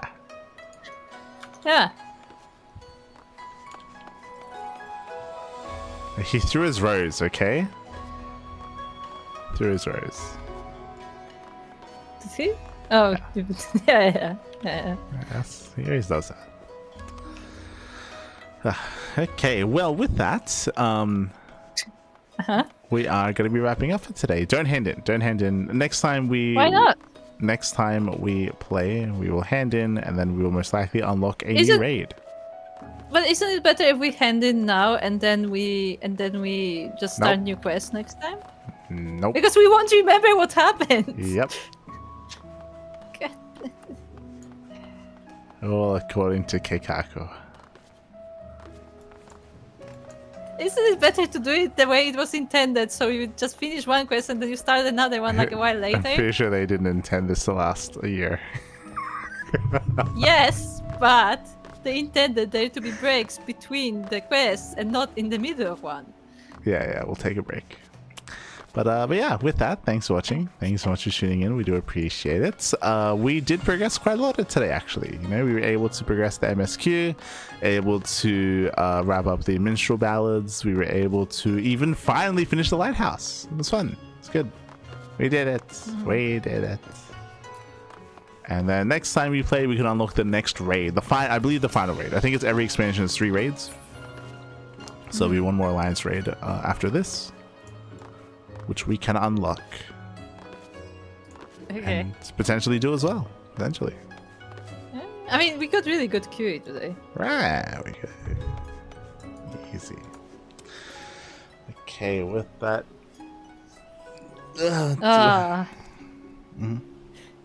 Read what Iceland is saying. What is Iceland saying? Thank you for the stream. Take care, all. And let's hope you two will not run away a third time while the stream is down. True. She'll run away again. Yeah. Do you think she'll run away from Zuko? Yes. It's just a thing, though. I'm sure she will. But yeah, with that, we're going to be wrapping up. I'm going to be casting some Home Story Cup in a couple of hours. That'll be in around 7 hours time. We'll be live with some Home Story Cup. And we also have MSO tomorrow. Sure. Yeah, tomorrow MSO. So for any amateur StarCraft players out there, MSO will be tomorrow. Yes. And if you want to join us on our Final Fantasy adventures, then make sure to join our Discord.